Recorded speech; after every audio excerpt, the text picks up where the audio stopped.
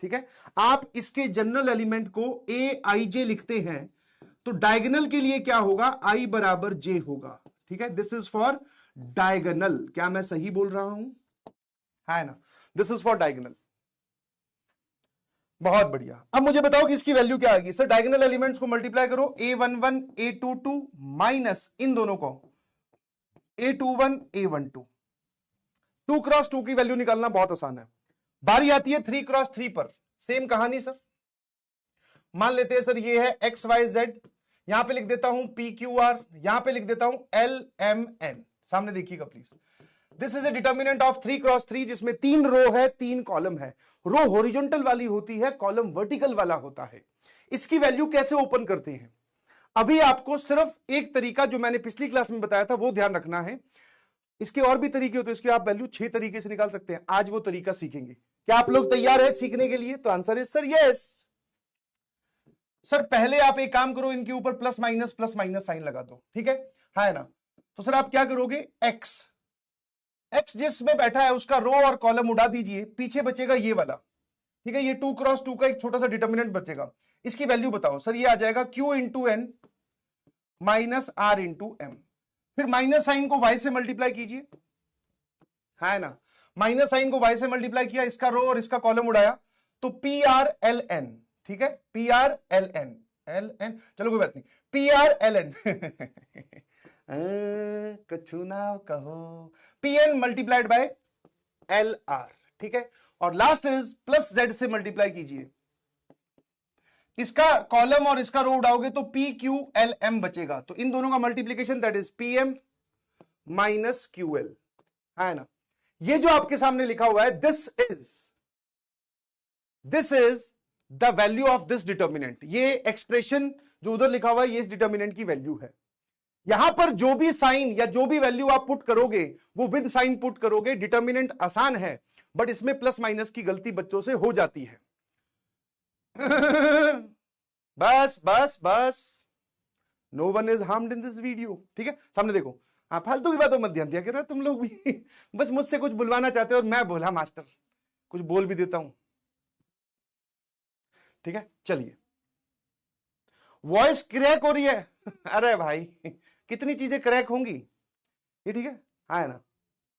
तो हमने क्या किया, इसको ओपन कर दिया। अब मजे की बात यह है कि जितनी भी ये X Y Z P Q R L M N है, इनकी वैल्यू आपको विद साइन पुट करनी है।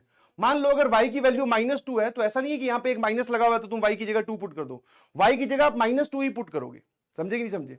और अगर मैं बात करूं 4 क्रॉस 4 की तो प्रोसीजर इज सेम।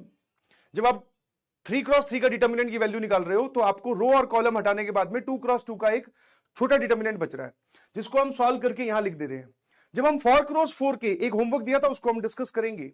जब हम 4 क्रॉस 4 के डिटर्मिनेंट की वैल्यू निकालने जाएंगे तो उसमें भी रो और कॉलम उड़ाने के बाद में पीछे 3 क्रॉस 3 का एक डिटर्मिनेंट बचेगा।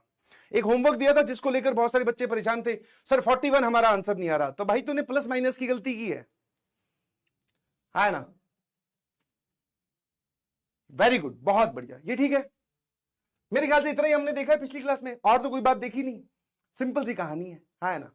चलिए, अब एक सवाल जो आपको परेशान करे बैठा है, मैंने कहा पता नहीं क्यों, इसका आंसर 41 ही करेक्ट है बेटा। आपका अगर कोई और जवाब आ रहा है तो आपने गलत किया है। डिटर्मिनेंट खुद लिखो 3 क्रॉस 3 का और उसकी वैल्यू निकाल कर देखो। आज 2-3 तरीके और बताऊंगा डिटर्मिनेंट की वैल्यू निकालने के, वो तरीके भी उस पर लगाना, फिर वहां से सेम वैल्यू आएगी हमेशा।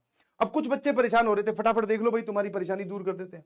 जैसे इस डिटर्मिनेंट की वैल्यू निकालनी है तो इसकी वैल्यू क्या हो जाएगी सर, प्लस माइनस प्लस 1 को हम मल्टीप्लाइड करेंगे 3 इंटू 1 -1, फिर -2 में 1 इंटू 1 -1 तो 1 -1 और प्लस 0 के साथ तो आप चाहे कुछ भी लिख दो।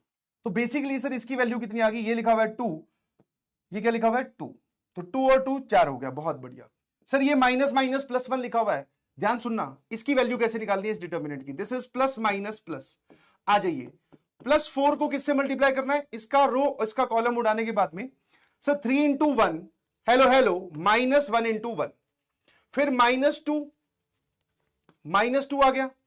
अब दिस इंटू दिस तो ये कितना आ रहा है सर -1, और माइनस दिस इंटू दिस तो ये आ गया सर 0, और 0 के साथ तो चाहे कुछ भी मत लिखो, ठीक है। लास्ट वाला तो +0 आएगा ना, 0 multiplied by any number that is 0, ये कितना आ गया सर, ये लिखा हुआ है 2, 4 और 2 8, और ये लिखा हुआ है -1, तो ये हो गया +2, है ना, क्लियर है। आ जाइए सर, ये वाला पार्ट तो ऑलरेडी 0 हो गया बिकॉज इसके बाहर 0 बैठा है। अब लास्ट वाला देख लेते हैं, यहां पे प्लस माइनस प्लस, साथ साथ में प्रैक्टिस भी हो जा रही है। दिस इज 1 - 3, ये कॉलम ये रो हटाया तो 1 - 3, फिर आएगा सर माइनस इंटू 1, ये रो ये कॉलम हटाया तो इसका multiplication that is -1, 0 × 3 that is -0, और +2 के बाद में क्या आने वाला है, दिस इज -1 -0। इसको सॉल्व करते हैं सर, ये लिखा हुआ है -2 तो 4 × -2, -1 × -1 दैट इज +1, और ये लिखा हुआ है सर -2, तो बेसिकली सर ये पूरा क्या लिखा हुआ है -9, है ना, -10 + 1 -9। चलिए इस पूरे की वैल्यू की बात करते हैं अगर हम, तो +2 तो बाहर था, इस पूरे की वैल्यू आई 2, सामने देखना भाई, माइनस इंटू माइनस +1 हो गया, इस पूरे की value I sir 8 + 2 that is 10, 0 वाला पार्ट गया, यहां लिखा हुआ है -3, और इस डिटर्मिनेंट की वैल्यू आई ये रही दैट इज -9। 27 पॉजिटिव का, 27 + 10 37, 37 + 4 दिस इज 41, तो 41 ही आपने बोला था and that is the correct answer. ठीक है, 41 इज द करेक्ट आंसर। इसमें रिपीट करने का कुछ भी नहीं है, आप इनको डिटर्मिनेंट्स को खुद सॉल्व कर सकते हैं। कितने लोगों का MDH हो गया? जो नए जुड़े हैं ध्यान रखना, मैथमेटिक्स की क्लास में, मेरी क्लास में बहुत सारी शॉर्ट फॉर्म चलती हैं, धीरे धीरे आपको वो सारी शॉर्ट फॉर्म्स याद हो जाएंगी। जब आपका आंसर मैच करे तो पूरा आपको मैच लिखने की जरूरत नहीं है, आपको डायरेक्टली क्या लिखना है, MDH, मैच्ड सर। शानदार, बहुत बढ़िया, आगे बढ़े। चलिए जी, फिर मैंने एक सवाल सॉल्व करने के लिए दिया था, फिर से 4 × 4।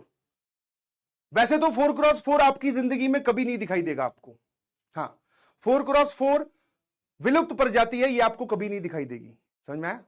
बट फिर भी sir for the sake of completion, ताकि हमारे दिमाग में कोई छोटा मोटा एरर भी ना रहे, मैंने एक सवाल आपको दिया। कितने लोगों से सॉल्व हो गया कि हाँ सर हमने ये कर दिया, मैच नहीं, कहानी चलती रहनी चाहिए, बहुत बढ़िया। वापस कहानी वही है, plus minus plus minus, plus से स्टार्ट करना, ऑल्टरनेट प्लस माइनस साइन लगाने। सर 0 मल्टीप्लाइड बाय समथिंग, इसका रो और इसका कॉलम हटाओगे तो यहां कुछ आएगा, उससे कुछ फर्क पड़ता नहीं। फिर -a में क्या बचेगा सर, ये और ये उड़ा दो, देखना भाई क्या बचा, -ADE -B0F -C-F0, है ना, बहुत बढ़िया। चलिए भैया चलिए, मेरे ख्याल से सबसे हो गया होगा ये। और यहां से आपको एक चीज सीखनी है कि भैया चीजों को सिंप्लीफाई करते हुए चलना है आपको। अब सर +B से किसको मल्टीप्लाई करेंगे, +B मल्टीप्लाइड बाय इसका रो और इसका कॉलम, फिर उड़ा दो, कौन कौन बचा, -A0E -A0E, फिर -B -DF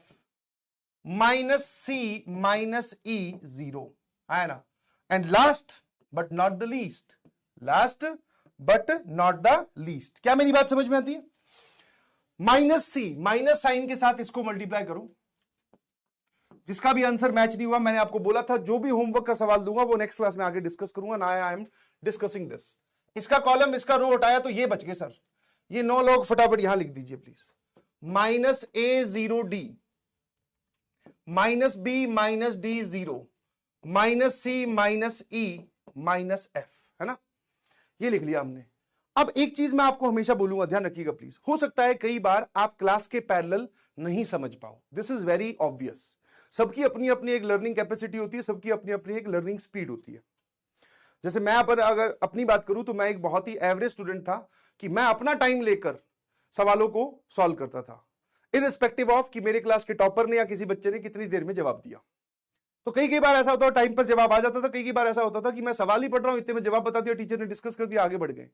उन सवालों को फिर मैं घर पे जाके दोबारा सॉल्व कर लेता था भाई, क्योंकि मेरे को तो मेरा टाइम तो लगाना पड़ेगा ना, तभी जाके वो सवाल मेरे काबू में आएगा। तो आप अपना टाइम वहां पर व्यतीत करें, सबकी अलग अलग कैपेबिलिटी है, इसको आप एक लाइन पर लाकर नहीं खड़ा कर सकते, समझे कि नहीं समझे, तो आराम से सॉल्व कीजिए, कोई दिक्कत वाली बात है नहीं।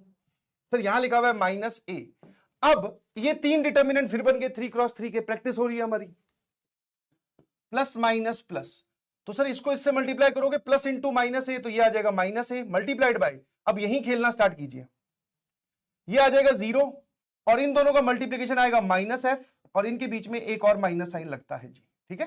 हाँ, इन दोनों का मल्टीप्लीकेशन माइनस इन दोनों का मल्टीप्लीकेशन, तो ये लिखा हुआ। फिर आएगा सर माइनस डी, सॉरी ये माइनस साइन इससे मल्टीप्लाई हुआ, ये और ये गया, 0 into minus B that is 0, और ये आ जाएगा माइनस सी एफ।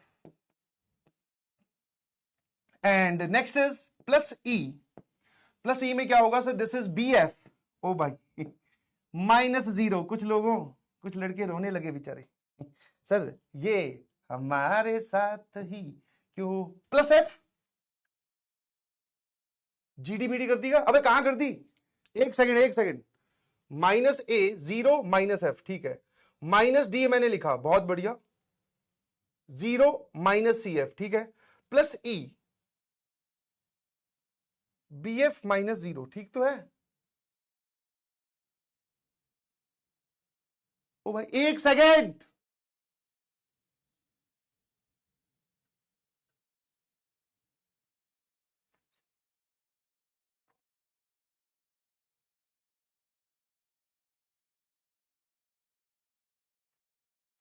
एक सेकेंड, अच्छा ये और ये हटाया तो यहां आया 0 माइनस इंटू माइनस, यहां पर आएगा माइनस एफ स्क्वायर, बहुत बढ़िया। अब ठीक है ना, तो माइनस माइनस ये प्लस एफ स्क्वायर हो जाएगा, यहां पे लिखा हुआ है माइनस ए, सर ये पॉजिटिव, फिर ये एक और negative minus D C F, और सर ये लिखा हुआ है ई बी एफ। अब यहां पर आपको दिख रहा है साफ साफ एफ कॉमन आता हुआ, साफ साफ एफ कॉमन आता हुआ, तो एफ कॉमन ले लो, इस पूरे में से मैंने एक एफ कॉमन ले लिया, तो यहां क्या बचेगा, F minus D C plus E B, है ना, है ना, F minus D C minus E B, है ना, बहुत बढ़िया। और इस माइनस ए जो बाहर बैठा था, अगर मैं इसको अंदर भेज दूं तो क्या मैं ये लिख सकता हूं क्या कि यहां पर आ जाएगा प्लस ए स्क्वायर, ये इस पूरे की वैल्यू होगी इंक्लूडिंग दिस माइनस साइन। चलिए भाई, अब अगले की बारी आती है, यहां पे लिखा हुआ है प्लस बी, फटाफट सॉल्व करते हैं। यहां पे प्लस, यहां माइनस, यहां प्लस, तो ये आ जाएगा sir minus A multiplied by this is 0, this is minus E F, minus के बाद में आएगा तो ये प्लस ई एफ हो जाएगा। 0 के साथ कुछ भी लिखने की जरूरत है नहीं, तो प्लस ई की बारी आई, सर ये कितना हो जाएगा, minus minus this is E B और माइनस सी डी, क्या ये ठीक लिखा हुआ है ना, ठीक है। अब जरा देखना, इसमें फिर से मुझे कुछ कॉमन आता हुआ दिख रहा है, इसमें भी ई है, इसमें भी ई है, और ई मैंने कॉमन ले लिया, तो मैंने क्या किया, इस पूरे में से ई कॉमन लिया, तो यहां कितना आ जाएगा सर, यहां बचेगा माइनस ए एफ,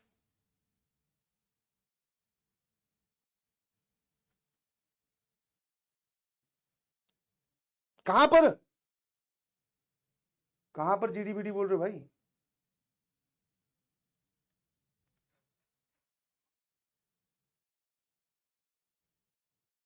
हाँ।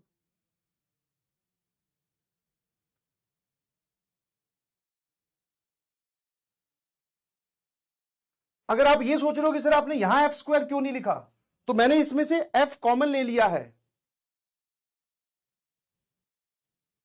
अरे भाई इसमें से एफ कॉमन ले लिया, एक एफ बाहर, यहां से एक एफ कम, यहां से भी एक एफ कम, वो एफ बाहर ले जाके लिख दिया, अंदर भेजोगे तो यही आएगा।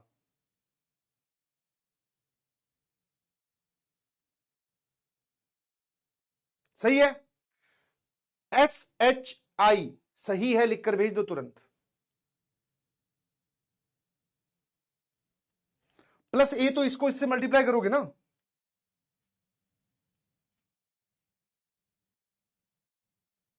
एक सेकेंड, इस पूरे की वैल्यू आई,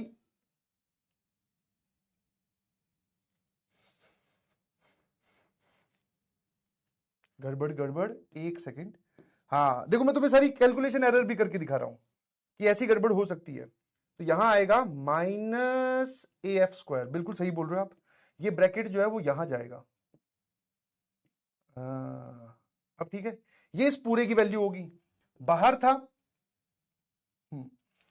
था माइनस ए,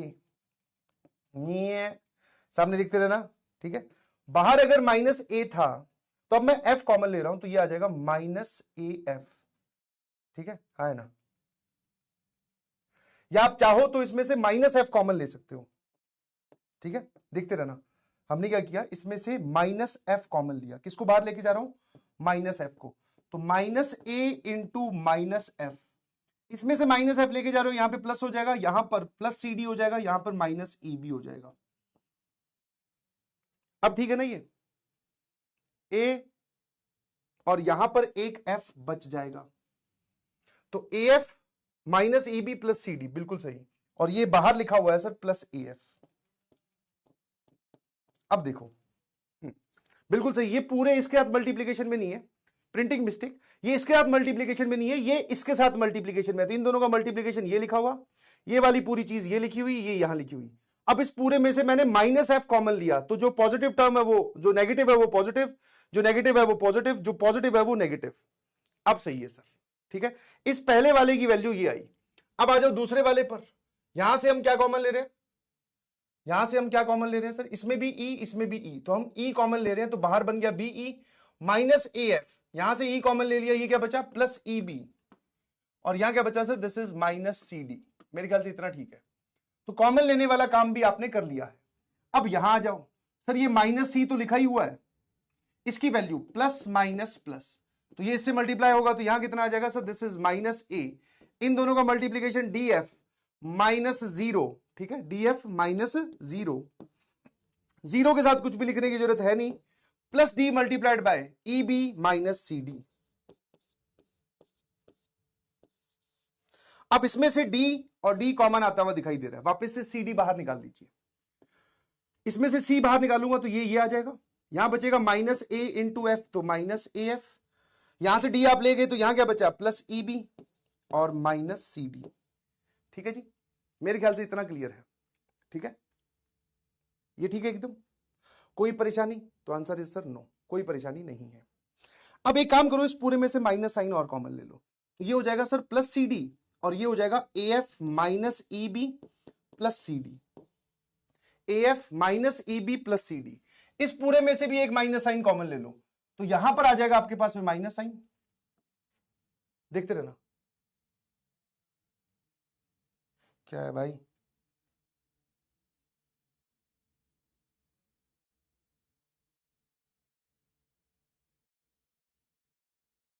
अबे इन दोनों को मल्टीप्लाई करेगा तो बीई माइनस सी डी, और इसका तो लिखना ही नहीं है, इस वाले में क्या आएगा plus D F minus zero. सही है, ये पूरा एकदम सही लिखा हुआ है, ठीक है। इस पूरे में से माइनस साइन कॉमन लिया तो यहां पॉजिटिव, यहां क्या आ जाएगा सर, यहां आ जाएगा माइनस, यहां आ जाएगा पॉजिटिव, तो A F plus C D minus B E, ठीक है, हाँ ना।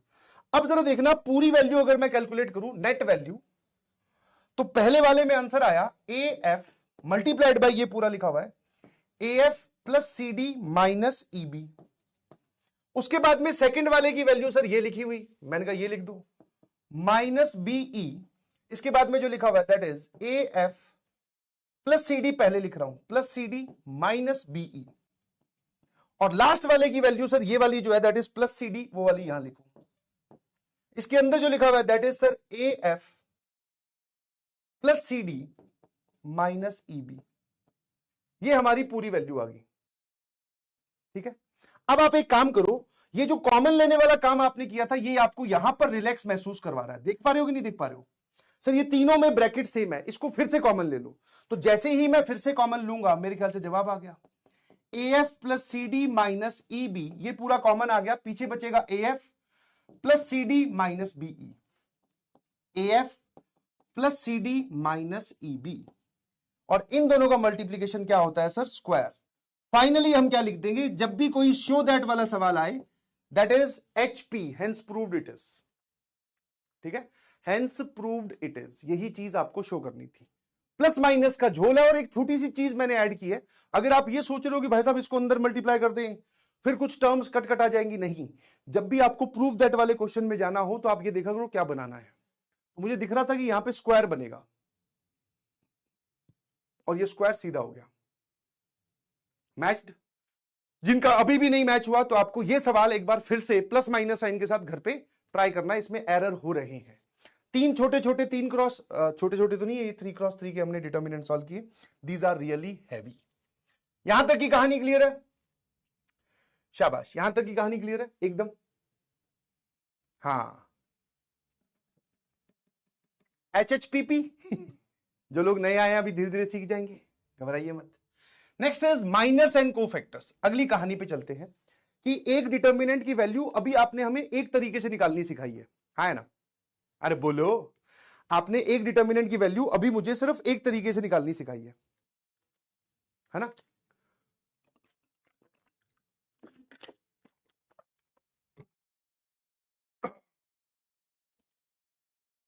बहुत बढ़िया, बस बस बस।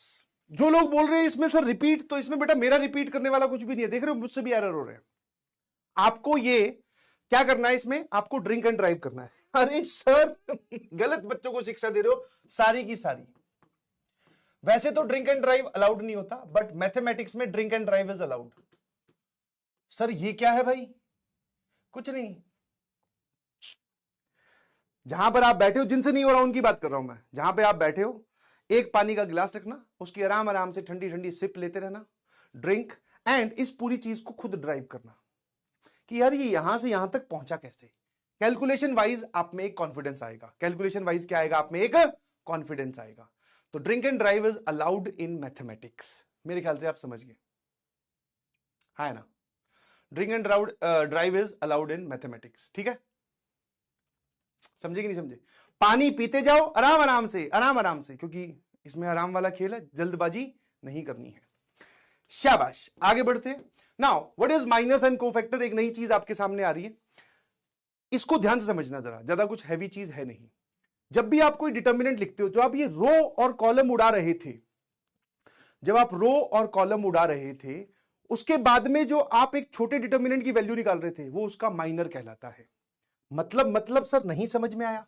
मैंने कहा आ जा। जैसे फॉर एग्जांपल मैंने एक डिटर्मिनेंट लिखा 2 3 -1 4 1 5 -2 3 और -1 2 3 4 5 -7।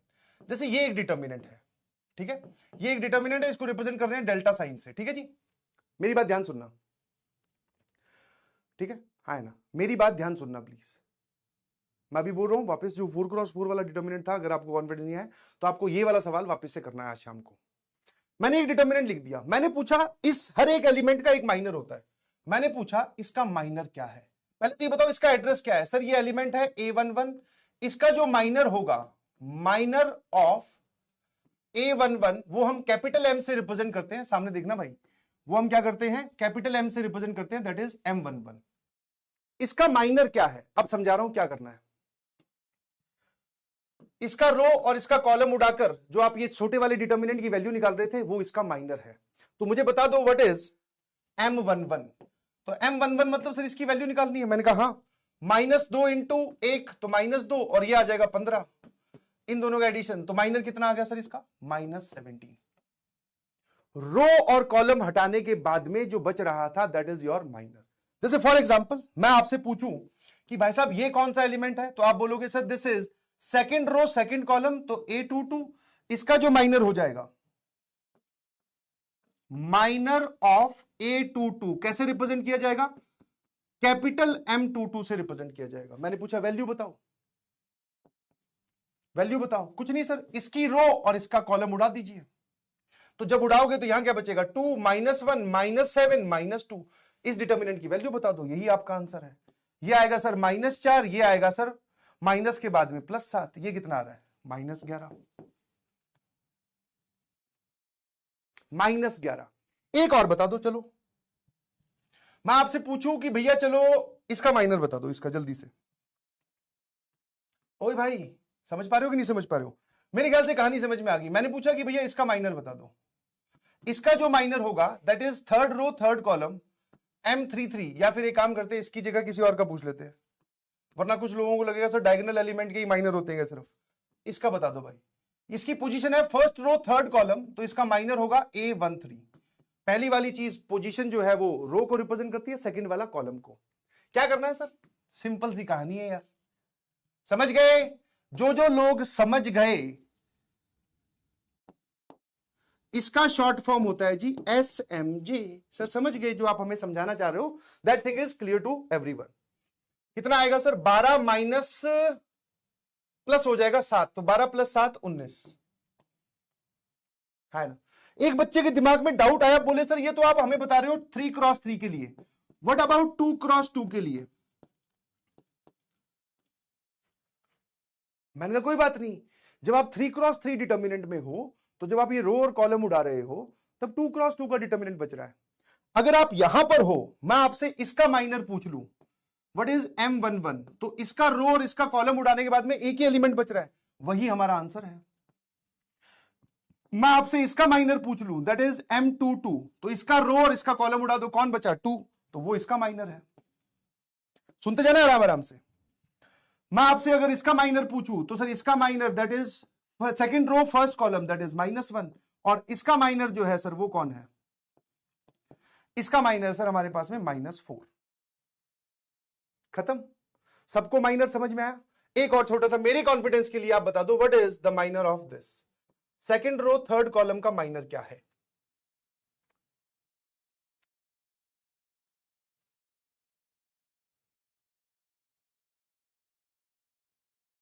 तो सेकंड क्रॉस या 2x2 वाले डिटर्मिनेंट में अगर आप रो और कॉलम उड़ा रहे हो, तो पीछे एक ही एलिमेंट बचता है, वही माइनर है। हाँ है ना सर? 1x1 में, अबे 1x1 4x4 वहां क्यों जा रहे हो? 1x1 में कोई माइनर कोफैक्टर नहीं होता है, यहीं पर होती है सारी की सारी चीजें।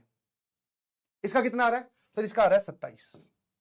मेरे ख्याल से माइनर आपको एकदम क्लियर है। चाहो तो आप इसकी डेफिनेशन पढ़ लो, ठीक है, और ये लिखने की भी जरूरत नहीं है, या चाहो तो लिख लो फटाफट कि minor of an element is defined as the minor determinant obtained by deleting a particular row और a column in which the element lie. जिस रो में एलिमेंट और बैठा है, उसकी रो और कॉलम उड़ाने के बाद में जो छोटा डिटर्मिनेंट बचा, उसकी जो वैल्यू होती है वो उस एलिमेंट का माइनर कहलाता है। ऐसे मुझे रुकना नहीं चाहिए। अब आता है sir cofactor. What is cofactor? ठीक है, माइनर समझ लिया। अब आ जाओ भैया कोफैक्टर पे। सर कोफैक्टर क्या होता है? तो कोफैक्टर किसी भी एलिमेंट का Cij, कैपिटल C से रिप्रेजेंट किया जाता है। ये सीधा सीधा माइनर के ही बराबर होता है, बट आपको साइन जो है वो डिसाइड करना पड़ेगा।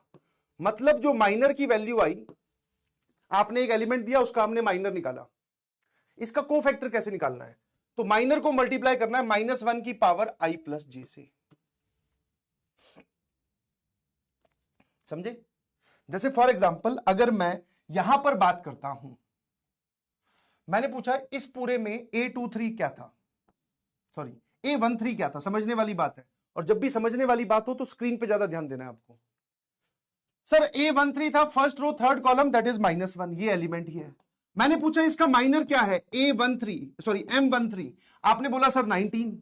मैंने पूछा आप कोफैक्टर बता दो, व्हाट इज C13? तो C13 को आपको क्या करना है, -1 की पावर में i प्लस j, i1 है j3 है, और यहां पर उसकी जो माइनर की वैल्यू है वो यहां रख देनी है। सर ये -1 की पावर 4, ये भी 19 ही आ रहा है, ये भी 19 ही आ रहा है। एलिमेंट उसका माइनर, उसका कोफैक्टर, मतलब सर माइनर वाली चीज को हमें इससे मल्टीप्लाई करना है। खत्म। माइनर वाली चीज को हमें क्या करना है, इससे मल्टीप्लाई करना है। 19 ही है ना? बोलो, कोई दिक्कत थोड़ी है। अब जैसे फॉर एग्जांपल एक और देख लो। जैसे आपने बोला कि ये वाला एलिमेंट था A23, ठीक है, A23 एलिमेंट कौन है 5, इसका माइनर कौन है 27। अगर मैं C23 पूछ लूं, मतलब सर आप क्या पूछ रहे हो, 2-3 पोजीशन पे बैठे हुए एलिमेंट का आप कोफैक्टर पूछ रहे हो, तो कोई बात नहीं, -1 की power 2 plus 3 multiplied by 27, cofactor आ जाएगा सर -27। -27 आ गया आपकी बार। तो मैंने कहा यार ये साइन का डिफरेंस कहां आएगा? सर जहां पर लोअर सफिक्स में, मतलब रो के नंबर और कॉलम के नंबर को जोड़ने पर अगर इवन आ रहा है, जैसे इवन किस किस पोजीशन पे आएगा, उस पोजीशन पे नीचे मैं एक बार लाइन लगा रहा हूं। सर ये 1-1 है, इस पे इवन आएगा, फिर ये 1-3 है, ये 2-1 है, इस पे आएगा, और फिर इस पे और इस पे आएगा, है ना? इवन ऑड इवन, मैं क्या कर रहा हूं, इसकी पोजीशन जो है उसमें रो नंबर और कॉलम नंबर को जोड़ के इवन ऑड डिसाइड कर रहा हूं। तो 1-1 आ गया तो सर इसका सम आएगा 2, दैट इज ये इवन है। यहां पर आएगा सर 1-3, ये फिर से इवन है। ये आएगा 2 1, यहां पे आएगा 2 2, ठीक है। यहां कितना आएगा सर, यहां आएगा 2 3, यहां ऑड आएगा। यहां क्या आएगा सर, यहां पर ये है A2, सॉरी ये क्या है A33, A32, A33, मतलब ये वाला क्या होगा भाई, इसकी थर्ड रो है और कॉलम कौन सा है, फर्स्ट। 3 + 1 4। तो जिनके नीचे मैंने पिंक लाइन लगाई है, ये सारे वो पोजीशंस हैं जहां पर I + J का सम जो है, रो का नंबर का और कॉलम के नंबर का सम क्या आ रहा है, इवन आ रहा है। मतलब सर इन सभी के कोफैक्टर और माइनर बराबर होंगे। और जो दूसरे वाले हैं कौन कौन से, ये वाले जिनके नीचे ये वाला लगा रहा हूं,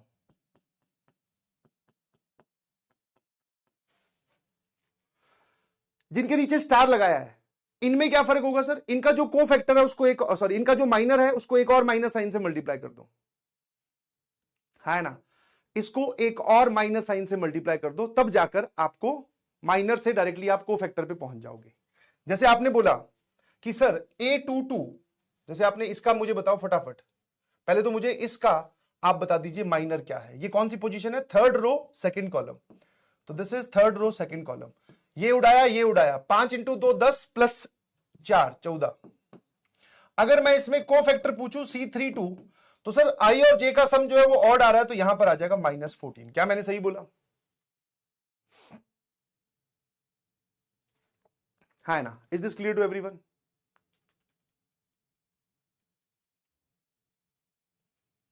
I और J क्या है पता ना, I है रो का नंबर और J क्या है सर, कॉलम का नंबर।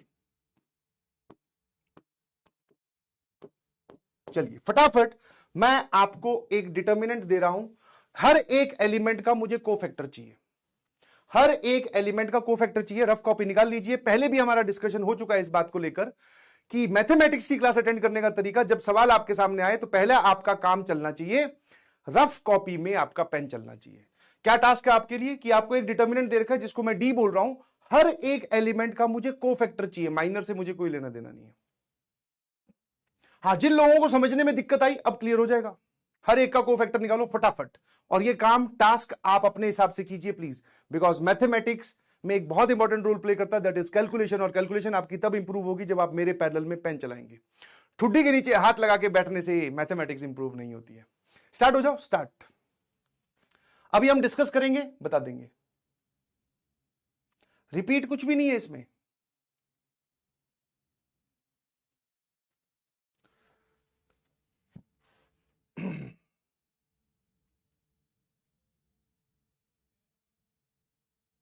ठीक है, फटाफट कर सकते हो। अब जैसे ये वाली पोजीशन कौन सी है सर, ये पोजीशन है A11। इसमें I + J का सम कितना आ रहा है सर, I + J आ रहा है कितना, 2। I है रो का नंबर, J है कॉलम का नंबर, 1 + 1 दैट इज 2। तो मैंने कहा A11 का पहले तो आप मुझे माइनर बताओ, M11। ये और ये उड़ाया सर, ये कितना हो जाएगा 24, सॉरी 32 और 6, है ना, 8 चौके 32 और 6 दैट इज 38। मैंने पूछा अब इसका कोफैक्टर बता दो C11। तो सर -1 की power 1 + 1 that is 2 multiplied by minor, तो ये तो 38 ही रहेगा। ठीक है, फिर मैं आ गया यहां पर, समझे कि नहीं समझे, या फिर मैं आ गया यहां पर, ये वाला जो पोजीशन है, ये पोजीशन है आपके पास में थर्ड रो सेकंड कॉलम, ध्यान से देखना A32 है। अब A32 का पहले आप M32 बताओ, तो ये और ये उड़ाया 2 × -1 तो -2, और ये आ जाएगा -2। सर इसका माइनर आ रहा है -4। ठीक है, इसका माइनर क्या आ रहा है सर, -4। क्या मेरी बात से समझ में आता है? मैंने कहा आप मुझे कोफैक्टर बता दो, तो C32 में क्या करना है, जो माइनर है उसको तो ले आओ, मल्टीप्लाइड बाय -1 की पावर 3 + 2। इतना मुश्किल है नहीं जी, -1 की power odd number that is -1 × -4, ये हो जाएगा सर +4। +4 क्लियर है? माइनर निकाला और माइनर को ही इससे मल्टीप्लाई करना है, खत्म। अब आपको मैं एक सिंपल सा टास्क दे रहा हूं, सर ये जो लिखा हुआ है इनका मुझे माइनर कोफैक्टर बोलना स्टार्ट करो। माइनर नहीं पूछ रहा हूं, कोफैक्टर बोल रहा हूं, कैलकुलेशन एरर नहीं होना चाहिए। चलिए कोफैक्टर लिखते हैं। पहले वाले का हमने क्या किया, A11 का कोफैक्टर निकाला सर, वो आ रहा है 38। इसका कोफैक्टर निकालते हैं, ध्यान सुनना। हाँ, आप लिखकर भेजो, हॉरिजॉन्टल में लिखकर भेज दो, कॉमा लगाकर या सीधा स्पेस देकर, 38 माइनस 13 और जो भी आपका आ रहा है। हाँ, लिखकर भेज दो ना आंसर में, 38 माइनस 13 फिर जो इसका है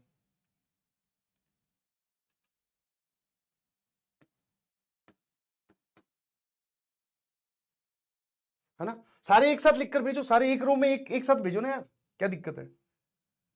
6 माइनस 20, तो 6 में से 20 गया तो माइनस 14, यही माइनर है, यही कोफैक्टर है। क्यों सर? क्योंकि इसकी पोजीशन देखो कौन सी है, फर्स्ट रो थर्ड कॉलम। तो आई का नंबर है 1, जे का नंबर है 3, आई प्लस जे कितना होता है 4, आई प्लस जे 4 आ रहा है, 4 इज इवन नंबर, -1 की पावर 4 दैट इज इवन। ठीक है ना। अब आ जाइए अगले वाले पर, इसका कोफैक्टर बताओ। कोफैक्टर पूछ रहा हूं, माइनर नहीं पूछ रहा हूं। तो 24 माइनस 12, ये आ रहा है सर 12, तो यहां पर आ जाएगा सर -12। ठीक है, हाँ, ये आ गया 16 माइनस 10, 16 माइनस 10 कौन सी पोजीशन है सर? ये आ रहा है 6, तो इसका जो कोफैक्टर है वो +6 होगा। इसका जो कोफैक्टर है सर वो कितना हो जाएगा, दैट इज 12 माइनस 15, है ना, 12 माइनस 15, तो -3 आ रहा है, और इसकी पोजीशन है 3 2, तो ये हो जाएगा +3।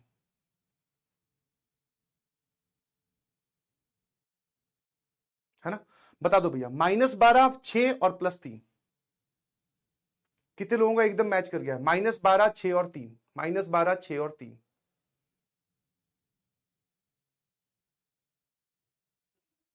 -6 आंसर नहीं है भाई। कितनी बार बताऊं बेटा, पहले देख, ये पोजीशन है A22, वापिस देख आराम से, इसका जो माइनर होगा वो होगा M22, ये रो और ये उड़ाएंगे 2258, 2258, 16 में से 10 गए तो ये आ गया 6। अब अगर आपको इसका कोफैक्टर निकालना है तो -1 की पावर 2 + 2 मल्टीप्लाइड बाय 6, -1 की पावर इवन नंबर बेटा प्लस होता है। लास्ट वाला बता दो भैया, लास्ट वाले रो में मैं आपके आंसर पे विश्वास कर रहा हूं, मैं नहीं निकालूंगा। हाँ, ऐसे करके देखिए, आप धीरे धीरे इसमें स्पीड पकड़ जाएंगे। लास्ट वाली रो का बता दो क्या आ रहे हैं cofactors, cofactors not minors. Sir इसका आएगा दिस इज 3 1 ना, हाँ, तो -3 -6, सॉरी -8, तो -11 है ना। और ये कौन सी पोजीशन है सर? ये 3 1, तो इसका -11 ही रहेगा। इसमें क्या हो जाएगा सर?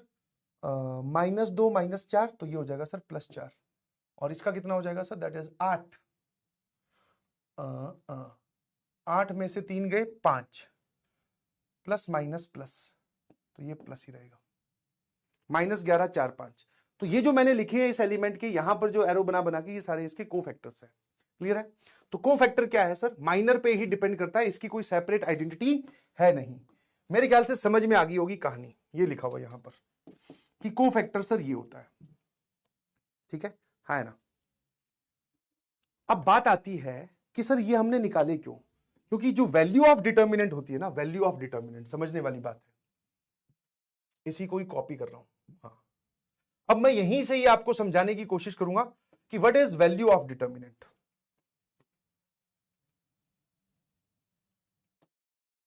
है ना, what is value of determinant, समझना जरा ध्यान से। अब मैं आपको एक नई चीज समझा रहा हूं कि ये कोफैक्टर माइनर किस में रोल प्ले करते हैं।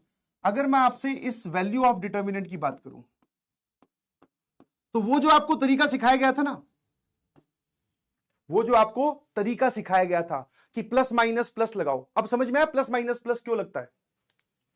कि एक 3x3 में, एक 3x3 डिटर्मिनेंट में प्लस माइनस प्लस क्यों लगता है? क्योंकि सर जब आप 3x3 बनाते हो तो यहां पर प्लस, यहां माइनस, इसमें प्लस, यहां माइनस, यहां प्लस, यहां माइनस, यहां प्लस, यहां माइनस, यहां प्लस। और बात करूं अगर मैं 2x2 की, तो यहां प्लस, यहां माइनस, यहां माइनस, यहां प्लस। ये प्लस माइनस साइन किस वजह से डिसाइड किए मैंने? ये -1 की पावर में रो का नंबर प्लस कॉलम का नंबर का आंसर है। ये -1 की पावर में रो का नंबर प्लस कॉलम का नंबर है। जैसे ये वाला क्या है सर, A22 है, सेकंड पोजीशन है ये, तो 2 + 2, तो ये क्या आ गया +1। ये कौन सा है सर, ये 2 3 है, तो -1 की पावर 2 + 3 -1 की पावर 5, ऐसे चलता है। आ जाओ, अब वैल्यू ऑफ डिटर्मिनेंट मैं आपको दिखाता हूं। आपने एक्सपेंड कर दी होगी, देखना जरा, समझना जरा ध्यान से, एक चमत्कारी चीज आपके सामने आने वाली है। आपने लिखा 2 3 2, फिर 1 4 -1 5 6 8।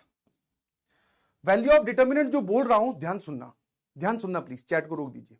वैल्यू ऑफ डिटर्मिनेंट क्या होती है, किसी भी रो के एलिमेंट को पकड़ो, ध्यान से सुनिएगा प्लीज, क्योंकि ये गूज बम सिचुएशन है। किसी भी रो को पकड़ो या किसी भी कॉलम को पकड़ो और उन एलिमेंट्स को उनके कोफैक्टर से मल्टीप्लाई करके जोड़ दो, वो उसकी वैल्यू हो जाती है। ठीक है सर, समझ में थोड़ा कम आया, मैंने कहा करके दिखाते हैं। जैसे फॉर एग्जांपल आपने बोला इस 2 का जो कोफैक्टर है वो है 38, 3 का जो कोफैक्टर है वो है -13 और 2 का जो कोफैक्टर है वो है -14। तो वैल्यू लिखने का पहला तरीका, मैंने रो 1 के एलिमेंट उठाए, उनको उसी के ही कोफैक्टर से मल्टीप्लाई करके जोड़ दिया, दैट इज 38 × 2 प्लस -13 × 3 प्लस -14 × 2। ठीक है, ये क्या लिखा हुआ है, 38 × 2 इज 16, 6 और 1 76, -39 -28, ये कितना हो गया भाई, 7 5 और 1 6, 67। तो वैल्यू कितनी आ रही है सर, वैल्यू कितनी आ रही है 67, 76 में 67 गए सर, आंसर आ रहा है 9। आपने एक रो को उठाया और उसके एलिमेंट को उन्हीं के ही कोफैक्टर से मल्टीप्लाई करके जोड़ दिया, यही आपके डिटर्मिनेंट की वैल्यू होती है ना। सर आपने बोला किसी भी रो को उठाओ, मैंने कहा हां, तो सर अब की बार अगर कोई बच्चा इस रो को उठा ले तो मैंने कहा क्या दिक्कत है, बस इसके कोफैक्टर यहां से बताना, -11 सामने देखते रहना, ये 4 और ये क्या है सर 5। चलिए डिटर्मिनेंट की वैल्यू लिखने का एक और तरीका, -11 × 5 प्लस 6 × 4 प्लस 8 × 5। देख लो भाई, ये लिखा हुआ है सर -55 प्लस 24 और ये क्या लिखा हुआ है सर, ये +40। ठीक किया क्या मैंने, है ना। तो ये कितना आ जाएगा सर, इसका और इसका एडिशन -15 प्लस 24 9, है ना, -15 प्लस 24, अरे 24 में से 15 गए 9। सर एक सेकंड, हमें कम विश्वास हो रहा है, आपने बोला किसी भी रो या किसी भी कॉलम को, अब की बार इसको उठा ले तो मैंने कहा आजा भाई, चीजें हौच पौच ना हो, इसलिए मैं इसके कॉलम के एलिमेंट यहां लिख रहा हूं 3 4 6। इनके कोफैक्टर क्या है जरा बताना सर, इसका कोफैक्टर है -13, इसका कोफैक्टर है सर +3, 4 का कोफैक्टर +3 और 6 का कोफैक्टर है सर 4।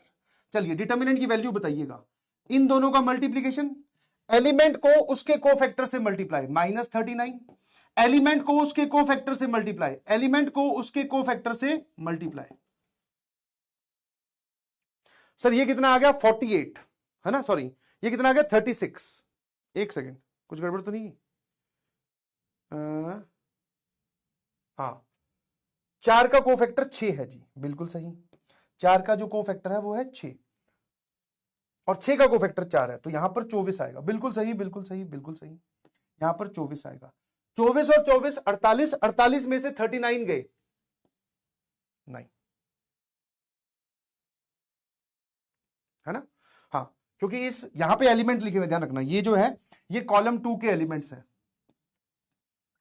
3 4 6 और ये इनके कोफैक्टर है, -13 इसका कोफैक्टर है 6 और इसका कोफैक्टर है जी 4।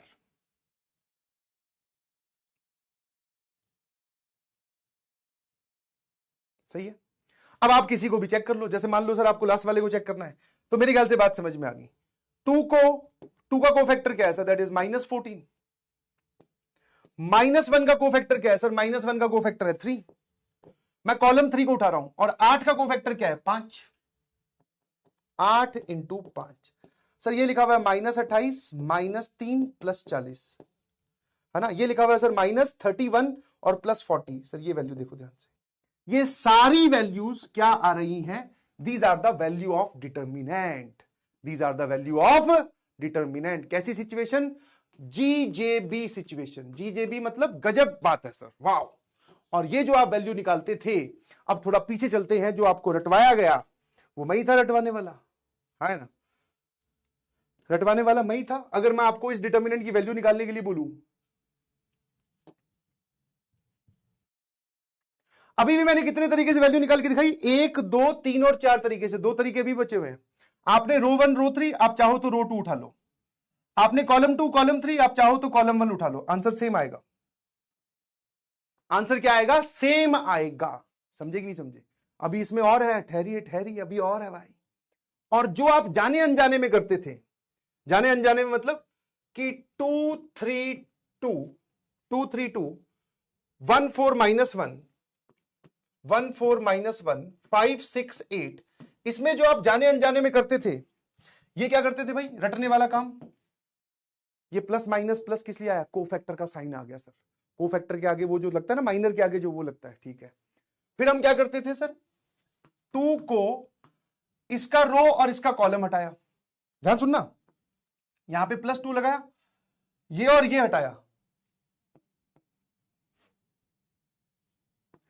48 +6, यही कर रहे थे।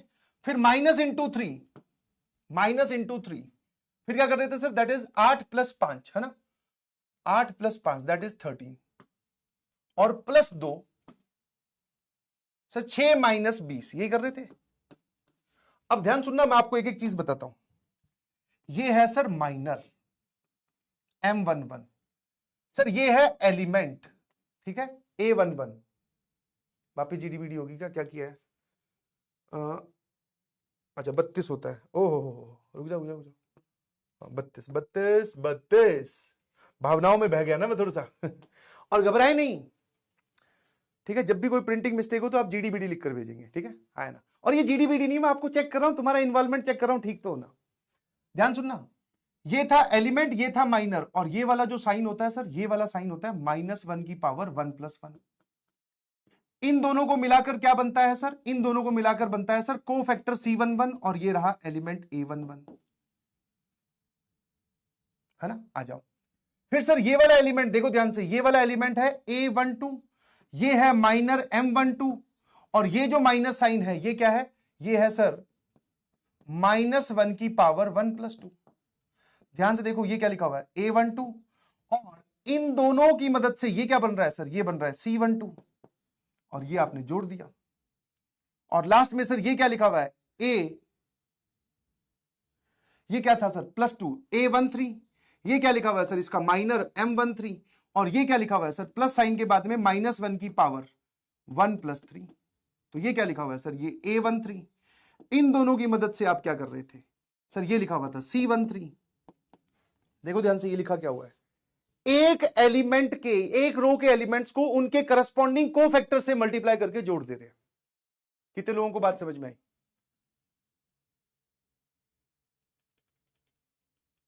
कितने लोगों को बात समझ में आई कि हां सर यही तरीका था, आपने हमें एक बार समझा दिया। तो अब मैं आपसे पूछता हूं कि एक डिटर्मिनेंट की वैल्यू निकालने के कितने तरीके हैं? Number of ways of finding the value of determinant, 6 तरीके हैं सर। 6 कैसे? जरूरी नहीं कि आप सिर्फ हमेशा रो 1 के हिसाब से ओपन करो, आप रो 2 के अलोंग भी ओपन कर सकते हो, एक्सपेंड कर सकते हो। आप रो 2 के अलोंग भी एक्सपेंड कर सकते हो। अभी किया तो था आपने, रो 2 वाला नहीं किया हमने, कॉलम 2 कॉलम 3 किया है, रो 1 रो 3 किया है, तो किसी के अलोंग भी करो। तो एक 3 क्रॉस 3 डिटर्मिनेंट की वैल्यू निकालने के तरीके कितने हैं? 6 तरीके हैं सर।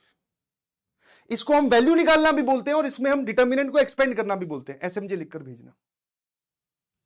कुछ लोग बोलेंगे सर 6 तरीके कौन से? अरे भाई, तू कॉलम 1 के एलिमेंट्स को उठा ले, सॉरी कॉलम 3 के एलिमेंट्स को उठा ले, कॉलम 2 के एलिमेंट्स को उठा ले, कॉलम 1 के एलिमेंट्स को, रो 1 के एलिमेंट्स को, रो 2 के एलिमेंट्स को, रो 3 के एलिमेंट्स को। यू डिसाइड कि आपको किसके अलोंग वैल्यू निकालनी है, सेम आती है।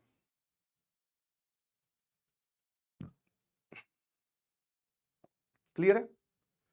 6 तरीके। 3 cross 3 is the most popular. 2 cross 2 में हमें 4 तरीकों की जरूरत है नहीं, करने को वहां भी कर सकते हो। पर काहे से 2 क्रॉस 2 तो देखते ही होता, उसमें इतनी मगजमारी क्यों? मैंने कहा बहुत बढ़िया। नेक्स्ट इज नेक्स्ट अगली बात जो समझाना चाह रहा हूं, पहली बात क्लियर होगी, अब नेक्स्ट बात पे आता हूं।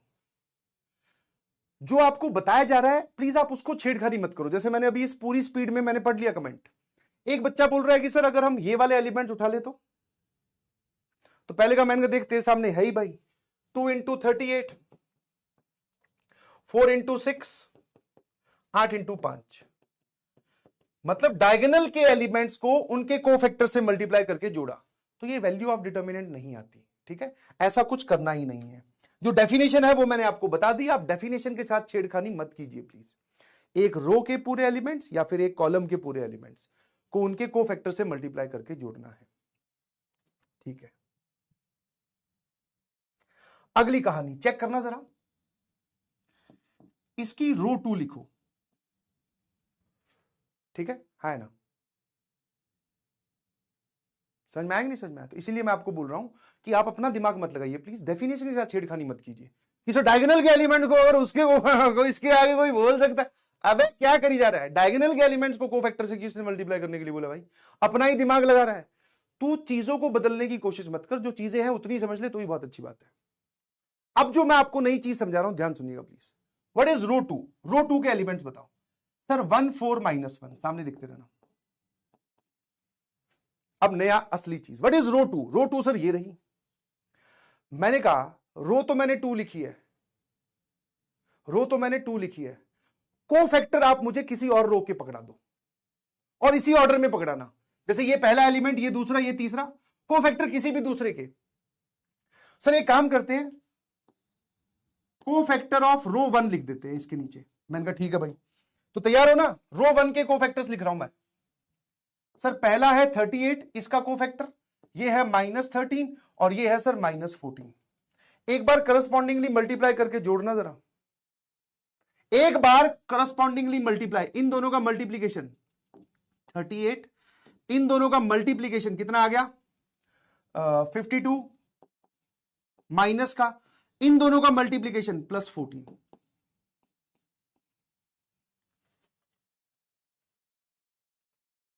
बाबू जीरो आता है।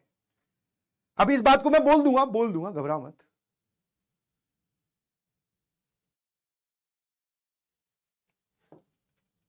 एक बोल रहा है 14 आएगा आंसर। बेटा तेरी कैलकुलेशन तो मुझसे भी गई गुजरी है। सर एक बार और आपने बोला रो 1 के एलिमेंट्स, सॉरी रो 2 के एलिमेंट्स। मैंने कहा हाँ भाई 1 4 -1। आपने बोला किसी और रो के कोफैक्टर उठाने, आपने रो 1 के उठाए, इस बार मैं रो 3 के कोफैक्टर उठाऊंगा। रो 3 का कोफैक्टर -11, फिर यहां पर 4 और इस वाले एलिमेंट का कोफैक्टर इज 5।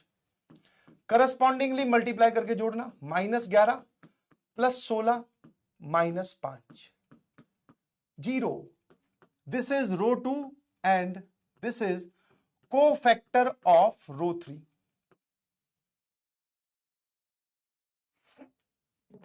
क्या बात है सर, क्या बात है, मजे आ गए मतलब, है ना? क्या समझे?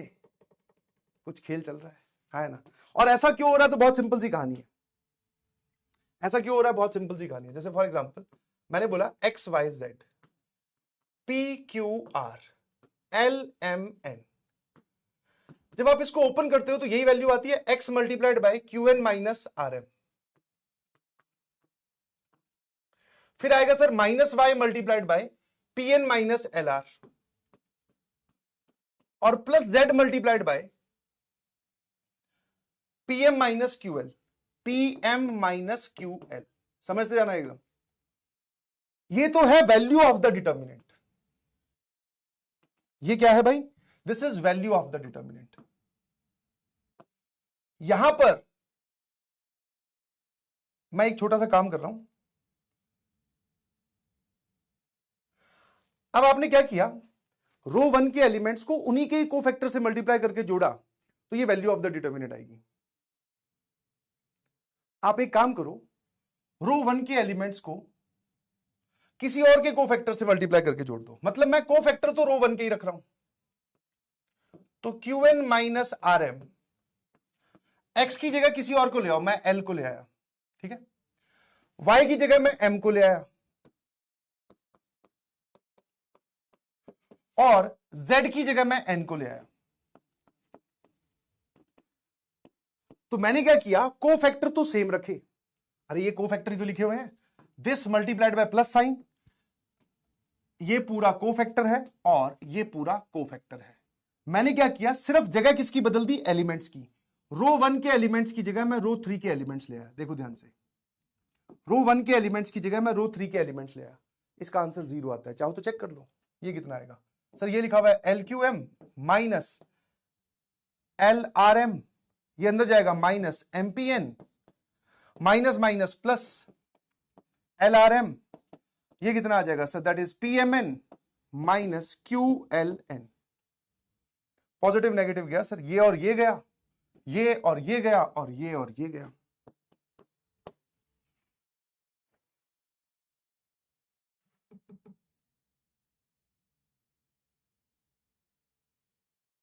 समझे कि नहीं समझे?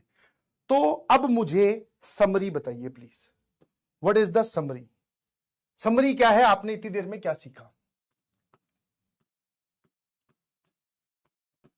सर किसी भी डिटर्मिनेंट में, किसी भी 3x3 डिटर्मिनेंट में इसकी वैल्यू निकालने के 6 वेज होते हैं। वैल्यू के, या फिर आप बोल सकते हो एक्सपेंड करने के कितने तरीके होते हैं, 6 वेज। और क्या होता है सर, है ना 6 वेज। कौन कौन से? किसी भी रो को उठाओ, उसके करस्पॉन्डिंग कोफैक्टर से मल्टीप्लाई करो, जोड़ दो, वैल्यू आ गई। किसी भी कॉलम को उठाओ, उसके करस्पॉन्डिंग कोफैक्टर से मल्टीप्लाई करो, जोड़ दो, वैल्यू आ गई। ठीक है, तो वो 6 वेज कौन से होते हैं, आई होप आप समझ गए। दूसरा आपने एक चीज और सीखी,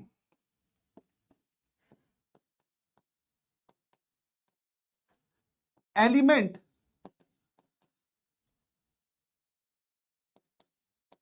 किसी और रो के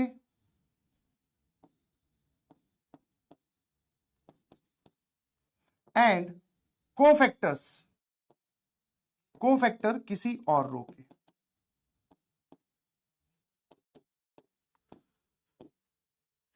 करस्पॉन्डिंगली, करस की स्पेलिंग क्या होती है, CM लिख दे रहा हूं, करस्पॉन्डिंगली मल्टीप्लाई एंड ऐड।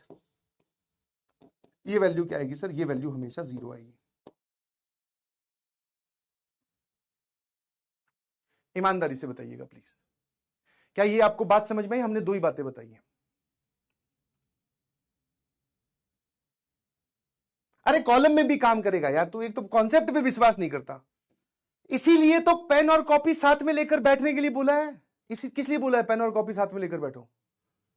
कि एक बच्चे ने चेक कर लिया, सर आपने दोनों एग्जांपल हमें कौन से दिए, रो वाले दिए। मैंने कहा अब यहां पे थोड़ी खिचड़ी पकेगी, ध्यान रखना। कॉलम वाला बता भाई, चल कॉलम 1 को यूज कर लेते हैं। 2 1 5, ये कॉलम 1 के एलिमेंट्स हैं, इनके कोफैक्टर्स लिखना स्टार्ट कर। इसका 38 है, 1 का कोफैक्टर -12 है, और इसका कोफैक्टर -11 है। करस्पॉन्डिंगली मल्टीप्लाई, 2 × 38 76, -12 -55, ये ठीक है ना? हाँ ठीक है। ये तो वैल्यू आ गई, ये तो वैल्यू आ गई। सर वैल्यू थोड़ी निकालनी है, कोफैक्टर किसी और के लो। मैं कहा देखो, विनाशकाय विपरीत बुद्धि, इसके ले लो, इसके कोफैक्टर ले लो। कॉलम 1 लिया है तो कॉलम 2 के कोफैक्टर ले रहे हैं, -13, 4 का कोफैक्टर है 6, 6 का कोफैक्टर है 4, ये आएगा सर -26 + 6 + 20। वैल्यू क्या आ रही है, 0, है ना? वैल्यू क्या आ रही है, 0।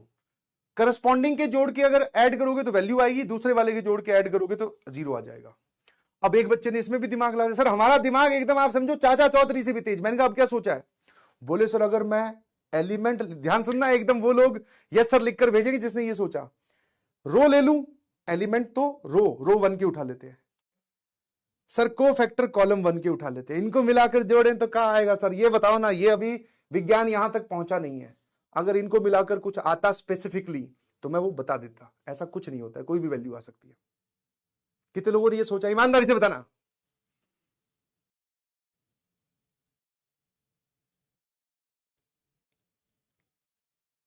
कि रो 1 के तो मैं एलिमेंट ले लूं और कॉलम 1 के कोफैक्टर ले लूं, मल्टीप्लाई करके जोड़ें तो करके देख लिया होगा, अब तक कुछ नहीं आएगा, अलग अलग टाइप की वैल्यू आएगी,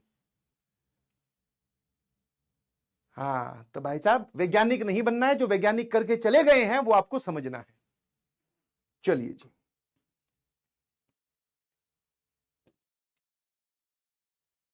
ठीक है। लो भैया, what is value of determinant? अब हम ऑफिशियली डिफाइन कर रहे हैं what is value of determinant. Value of determinant is nothing but sum of product of elements corresponding row और column with their corresponding cofactors, this is called as value of determinant. अब ये जो value of determinant जो आप बोल के चले गए, ध्यान सुनिएगा प्लीज, ये भाषा कौन सी है? इंग्लिश। और ये भाषा कौन सी है सर? ये है गणित। तो मैंने कहा जब तेरे पास में सवाल आएगा वो इंग्लिश में लिखा होगा कि मैथ्स में? सर मैथ्स में लिखा होगा, एडवांस की अगर हम बात करें तो वो किस में लिखा होगा? मैथ्स में लिखा होगा। दिस इज द लैंग्वेज, जो आपने अंग्रेजी में ऊपर छापा है ना, वही मैथ्स में लिखा हुआ है। सर ये नहीं समझ में आया। मैंने कहा यस, यही चीजें तो सीखनी है, रिप्रेजेंटेशन इज वेरी इंपॉर्टेंट। मान लो एक सवाल आए और वो आपसे इसकी वैल्यू पूछ ले, तुम में से आधों को यही ना पता हो कि ये डिटर्मिनेंट की वैल्यू लिखी हुई है, तो सर कैसे बात चलेगी? मैंने कहा आ जाओ, ठीक है। वैल्यू ऑफ डिटर्मिनेंट लिखने का कौन सा तरीका? Compact form. कॉम्पैक्ट फॉर्म मतलब सर सामने देखना, कॉम्पैक्ट फॉर्म का मतलब है दोस्तों कि अगर A11 है, A12 है, A13 है, A21 है, A22 है, A23 है, A31 है, A32 है, A33 है। क्या आप सभी लोग सामने देख रहे हैं? Hello hello, yes sir. तो सर वैल्यू ऑफ डिटर्मिनेंट लिखने का तरीका, अगर A11 यूज कर रहे हो तो कोफैक्टर C11, A12 यूज कर रहे हो तो कोफैक्टर C12, A13 यूज कर रहे हो तो कोफैक्टर C13। यही लिखा हुआ है। फिर कोई बच्चा बोले सर मैं तो इसको यूज करूंगा, मैंने कहा कोई बात नहीं, यहां आ जाओ। अगर आप एक एलिमेंट A12 यूज कर रहे हो तो कॉलम कोफैक्टर C12, अब की बार मैं इसके लाऊंगा। A22 यूज कर रहे हो तो कोफैक्टर C22, और A32 यूज कर रहे हो तो कोफैक्टर C32। इसको लिखने का मुझे शॉर्ट फॉर्म बताओ, क्योंकि टर्म्स एडिशन में है और मैथमेटिक्स में टर्म जब एडिशन में होती है तो सिग्मा आ जाता है।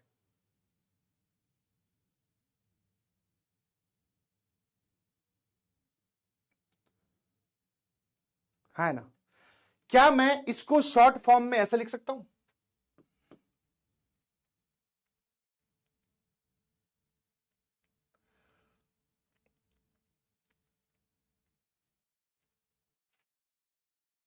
सिग्मा के हिसाब से बता देना। 11, 12, 13 दोनों के बराबर होंगे, ध्यान रखना प्लीज। लिखने का तरीका क्या है सर? सिग्मा, इसको हम ऐसे लिखते हैं, AI1 CI1, और I की वैल्यू, या फिर एक काम कर सकते हो आप, जैसे मान लो मैंने ये लिखा,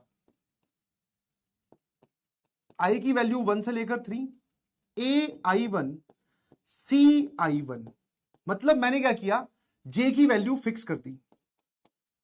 ये बताओ क्या लिखा हुआ और ये कौन से के अलोंग एक्सपेंड की है?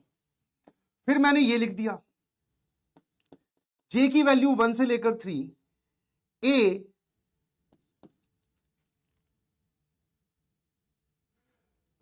यहां पे लिख दिया 2J C2J। कुछ ऐसे करके मैंने आपको रिप्रेजेंटेशंस दी, है ना? कुछ ऐसे करके मैंने आपको रिप्रेजेंटेशंस दी। मैंने बोला यार ये कुछ लिखा हुआ है, मुझे बताओ क्या है। तो सर बहुत सिंपल सी कहानी है। क्या करेंगे? सिग्मा कैसे ओपन होता है सर? आई की वैल्यू 1 पुट कर दो, तो यहीं पुट कर सकते हो। जे तो आपने फिक्स कर दिया, तो ये क्या बनेगा? प्लस। इसको एक काम करते हैं, यहां लिख देंगे, ठीक है। फिर आपने क्या किया? आई की वैल्यू 2 पुट की, तो जैसे ही आपने आई की वैल्यू 2 पुट की तो यहां पर आ जाएगा 21 और ये आ जाएगा C21, है ना? आई की वैल्यू 2 पुट की, C21। फिर आपने आई की वैल्यू 3 पुट की, 112131।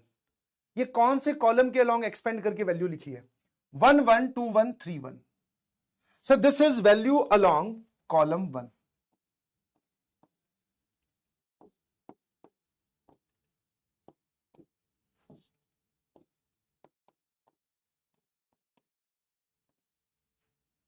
ये कॉलम 1 के अलॉन्ग वैल्यू है। फिर यहां आ जाओ, जब आप इसको ओपन करोगे, अरे भाई ये समझ में आ रहा है क्या? Because this representation is also important. कहीं पर ऐसे लिख के दे दे तो तुम्हें समझ में आना चाहिए, बस इसको एक्सपेंड कर देना और कुछ नहीं।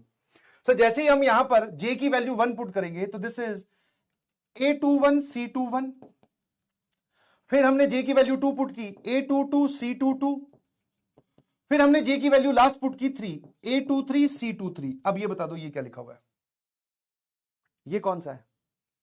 सर 21 22 23 ये वाला है sir. This is value along, ईमानदारी से बताना समझ में आया हो तो, वैल्यू अलोंग रो 2, ये रो 2 के अलोंग है। खत्म। तो मतलब सर ये जो वैल्यू आप लिखकर हमें बता रहे थे, जो आपने बात बोली करस्पॉन्डिंगली मल्टीप्लाई करके जोड़ दीजिए, उस बात को गणित में लिखने का तरीका ऐसा होता है। Perfectly fine. अब सर क्या कर सकते हैं, ऐसे तो हमारे पास में 6 कॉम्बिनेशन बन जाएंगे, है ना। आपने j की वैल्यू 1 फिक्स की, आप j की वैल्यू 2 फिक्स कर दो, वो वैल्यू अलोंग कॉलम 2 हो जाएगी। j की वैल्यू 3 फिक्स कर दो, यहां पर भी आप इसमें i की वैल्यू 2 1 और 3 फिक्स कर दो, 6 आ जाएगी। बस यही तो चीज यहां पे की है उसने। वो बोल रहा है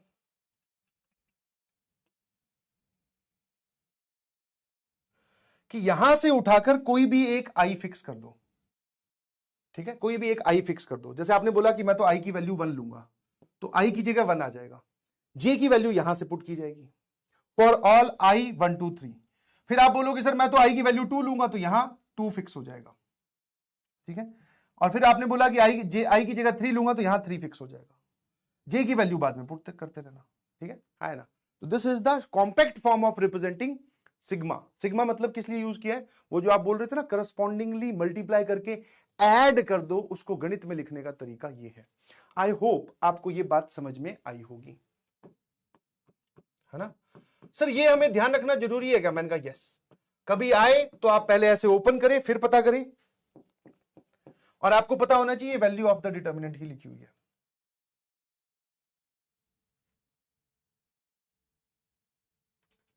हाँ ना, is this clear to everyone? सिर्फ रिप्रेजेंटेशन का तरीका है, इसको ओपन करते ही आपको तुरंत समझ में आ रहा है। और लास्ट में मैंने वो लाइन लिखवाई दी है, कौन से? अगर किसी रो के एलिमेंट्स को किसी और रो और कॉलम के एलिमेंट से मल्टीप्लाई करके ऐड करते हो तो जवाब 0 आता है। अगर आप यहां से रो उठा रहे हो तो रो के ही आपको कोफैक्टर उठाने हैं, और अगर आप यहां से कॉलम उठा रहे हो तो यहां से भी कॉलम के ही कोफैक्टर उठाने हैं। क्लियर? जिसको जवाब एकदम क्लियर है CLR लिखकर भेजेंगे, CLR लिखकर भेजेंगे। बहुत बढ़िया सर। तो ये कहानी क्लियर हुई भैया माइनर्स एंड कोफैक्टर्स की, ठीक है, माइनर्स एंड कोफैक्टर्स की। अब आ जाइए फटाफट मुझे इनकी वैल्यू बताओ, है ना। फटाफट मुझे आप इनकी वैल्यू बताओ जल्दी से। हाँ सिंपल है, और जिसको नहीं भी समझ में आया ना, तो मैं तो ये बोलता हूं, जिसको नहीं भी समझ में आया, इसमें भाई i की वैल्यू 1, i की वैल्यू 2, i की वैल्यू 3 तो डाल के ऐड कर सकता है। ऐड यहां लिखने के बाद में देख लेना, तुझे यहां नहीं समझ में आ रहा कि ये क्या लिखा हुआ है, तो इसको पहले ओपन कर, यहां आके जज कर ले, यहीं पे देखना जरूरी थोड़ी है। शाबाश, फटाफट find the value of all this. Value या फिर एक्सपेंशन ऑफ डिटर्मिनेंट, जल्दी से फिर आगे काम स्टार्ट करते हैं। चलिए खोला जाए इस साल का सबसे पहला डाउट। क्या आप लोग तैयार हैं? आ जाइए। हाँ मैं आपसे फिर बता देता हूं, अगर आप डाउट पूछना चाहते हैं, मैं अपना नेचर बता रहा हूं प्लीज। जब मुझे कमेंट सेक्शन से ये पता चल जाता है, यस इतने साल मुझे पढ़ाते हुए ऑनलाइन में हो गए, 4था साल है, कि कौन सी चीज मुझे रिपीट कर रही है, और आप कुछ लोग देख रहे होंगे कि मैं सेल्फ रिपीटिंग ही हूं, मैं अपनी चीज को 2 बार दोहरा के ही चलता हूं, ठीक है ना। यही मेरा पढ़ाने का तरीका है। कुछ लोगों को हो सकता है पसंद आए, कुछ को ना भी पसंद आए, धीरे धीरे आप इसके साथ एडजस्ट कर जाओगे। बट अगर आपको कभी डाउट पूछने का मन हुआ और आपने सिर्फ ये लिख दिया रिपीट, उसका जवाब मैं कभी नहीं देता। बहुत ही सिंपल सी कहानी है, आप पूरे साल चाहे लिखते रहना, मैं रिपीट का जवाब कभी नहीं देता। स्पेसिफिक बताइए कौन सा पॉइंट आपको समझ में नहीं आया, उसमें क्या दिक्कत हुई, लिखने का टाइम आप प्रॉपर लो, कोई दिक्कत नहीं है। रिपीट का कोई जवाब नहीं। अगर आप रिपीट का जवाब जानना चाहते हैं तो मैं रिपीट करूंगा, कोई दिक्कत नहीं। आप बोलोगे मैं रिपीट करूंगा, कब? जैसे ही ये लेक्चर खत्म हो, वीडियो अपलोड होगी, वापस स्क्रॉल बार को पीछे करना, फिर वहां से छोड़ देना, वापस मैं आपको रिपीट करता हुआ मिलूंगा। मैं ही रिपीट कर रहा हूं, देखना। ठीक है, I hope you are this. Sir भूल जाता हूं बार बार। क्या भूल जाता है बेटा? अपना नाम तो नहीं भूल जाता कहीं तू? आदमी है कि लेडीज है वो तो पता होगा। सर टेस्ट प्लानर में 11th के चैप्टर्स, अभी ये क्या है? पहले दिन ही 11th के चैप्टर्स, कैसे 11th? देवी जी, इशिता जी, यहां पे फोकस करें प्लीज। एक बार फिर से समझा दो वो सिग्मा वाला, ओपन करके वहां पर जाके समझे। डाउट अगले 5 मिनट के अंदर खुद ही सॉल्व हो जाता है। बहुत बढ़िया, यस। तुम जब 11वीं में थे तब तुम्हें ये बात समझाने में बहुत जोर लगता था हमारा। अरे रुक जा भाई, रुक जा। 11वीं वाले बच्चों को भी डाउट पूछते हुए देखो ना, अपना पुराना बचपन याद करो। उनको कुछ नहीं, कोई भी सवाल पूछना हो लास्ट में बस हाउ लगा दो, हाउ या फिर वाई। ठीक है, इसको बोले ना, बोले सर ये 2, सर ये 2 कैसे है? वाई। मैंने कहा वो कलर येलो, वाई। टू, छोड़ो। सर ये 33, वाई। ये बोर्ड है, वाई। आज दिन है, वाई। तो ये 11th वालों की हरकतें होती है, क्योंकि उनको किसी ने, पता नहीं कौन से ज्ञानी आदमी ने सिखाया कि बेटा डाउट जितना पूछोगे उतना समझ में आएगा। नहीं जी, the actual thing is listen to your teacher very carefully. कोई बात बोली आपको नहीं समझ में आई, कोई बात नहीं, सुनते जाओ सुनते जाओ सुनते जाओ। उस बात का जवाब मल्टीपल लेयर्स के बाद में अपने आप क्लियर हो जाएगा, आपको लिखने की जरूरत ही नहीं है। क्या मेरी बात समझ में आई? है ना? हर चीज के आगे वाई लगाने की जरूरत नहीं है। ये 11वीं वाले करते हैं, आप 12वीं में आ चुके हैं। और डाउट कहां गए? और तो कॉमन में कौन कौन से भाई? अरे दीदी गुड इवनिंग। कैसा डाउट है? Good evening good evening good evening. I don't understand the homework question. कोई बात नहीं, I will make you understand and I am explain very carefully. Good evening दोस्तों, कैसे हैं सब? ये क्या है भैया? मिक्वल ओहारा, ये फिर आ गया पप्पी भाई साहब। गुड इवनिंग सर जी। ऑर्डर 4 आंसर नहीं आ रहा है सर, वापस अटेम्प्ट कीजिए। 0 का कोफैक्टर नॉन जीरो हो सकता है क्या? कोफैक्टर कैसे निकालते हैं एक बार बताना है स्वीटी? और पागल आईआईटीएन तूने नाम लिखा हुआ है। पागल है कि आईआईटीएन है? आईआईटी में पहुंचने के बाद में पागलों जैसी डिसीजन लेने होते हैं। तू पहले ही पागल आईआईटीएन बने बैठा है। स्वीटी नो बेटा। क्या किसी गिवन नंबर से डिटर्मिनेंट भी बना सकते हैं? ओ भाई, दिस इज समथिंग लाइक आपने वॉशिंग मशीन में कपड़े डाले, आपने वॉशिंग मशीन ने आपको धो को दे दिए। अब तुम वॉशिंग मशीन के आगे खड़े हो, वापस मेरे कपड़े वैसे ही करते जैसे गंदे थे, सुखा के एकदम। ये क्या है? बना ले, ये ले। तुझे 2 चाहिए तो ये ले। कितना हो गया? 7 5 35, 33 और 1 ये लिख दिया। फिर तेरे बगल में बैठा हुआ सर ये बोलेगा, ये ले, ये सारे 2 ही लिखे हुए हैं। क्या करेगा इसका? फिर क्या करेगा? मतलब क्या करना चाहता है? मुझे ये नहीं समझ में आया। What is the logic behind that? और कोई भैया डाउट, कोई रिलेवेंट पूछो ना जिसमें पूरी क्लास को मजा आ जाए, मुझे भी कुछ सीखने को मिले। कोई ऐसा बात जिसमें मैं फंसूं। ये क्या है? ये रिफ्रेश कहां से होगा?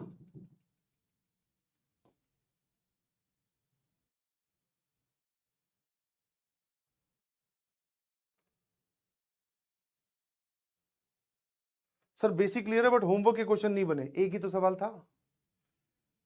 कभी भी आपसे क्वेश्चन नहीं बने तो मेरी सिंपल सी रिक्वेस्ट है कि आप पहले अपने आप को इंट्रोस्पेक्ट करें कि आपने कहां गलती करी, वो गलती सुधारिए प्लीज। मैथमेटिक्स में बहुत सारी जगह पे गलतियां होती हैं। पहले वाले का आंसर, पहले वाले का आंसर, पहले वाले की वैल्यू आ रही होगी +6, है ना? आई होप आपने सॉल्व कर लिया होगा। क्या अभी भी आप ट्रेडिशनल मेथड को फॉलो कर रहे हैं? तो आप किसी के भी लॉन्ग एक्सपेंड कर सकते हैं, कोई उसमें घबराने वाली बात नहीं है। ध्यान सुनिएगा प्लीज, ठीक है? वैसे 99.99% केसेस में हम डिटर्मिनेंट ऐसे ही ओपन करते हैं। ये पहले रो की हमें आदत पड़ी हुई क्योंकि हमने आप पहली क्लास में यही सीखा था। बट फिर भी for the sake of clarity मैं अब की बार इस रो के अलोंग एक्सपेंड करना चाहता हूं, रो 2 के अलोंग। ध्यान सुनना, किसी ने ट्राई किया ये? सर यहां पर आता है प्लस माइनस प्लस, प्लस के बाद में यहां माइनस, यहां प्लस, यहां माइनस। सर ये प्लस माइनस प्लस, कोई ऐसा तो नहीं है कि यहां पे भी प्लस माइनस प्लस, यहां भी प्लस माइनस प्लस?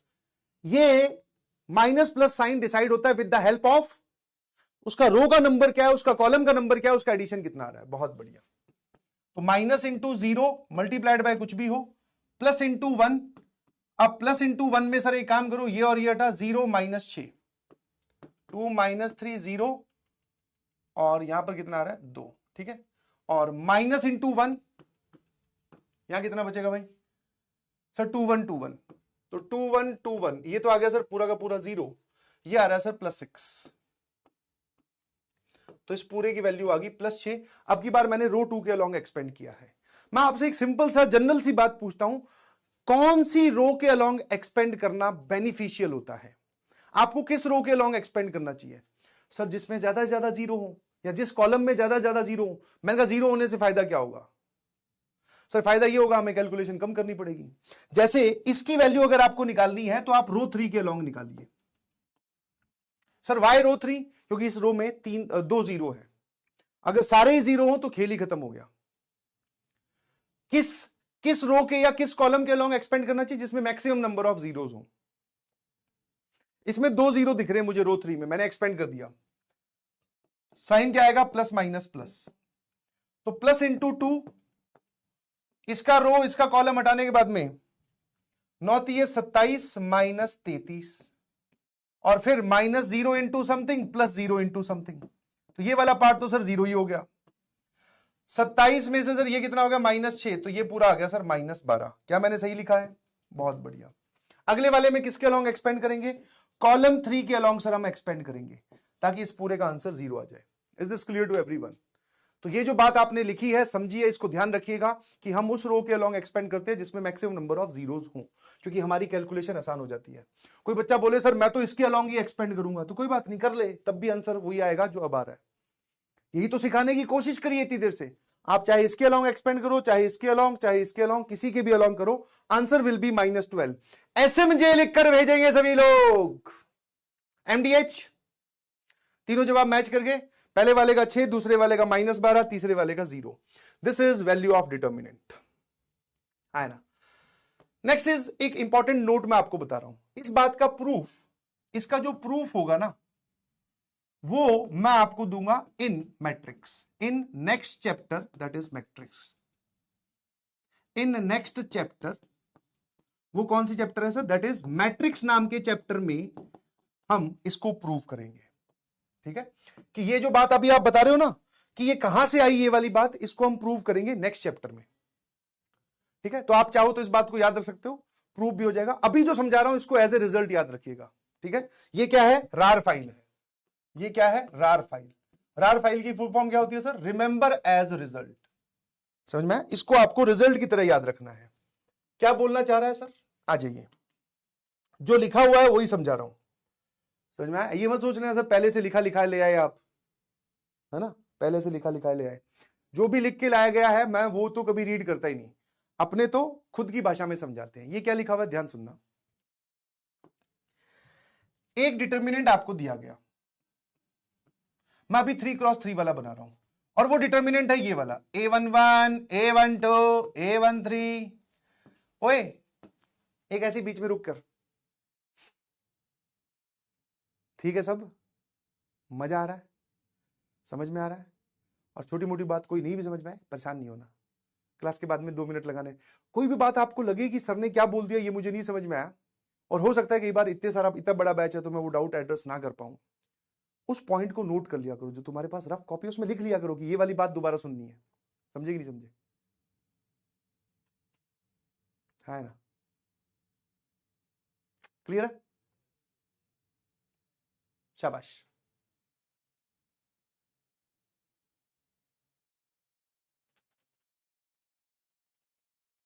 नाइस।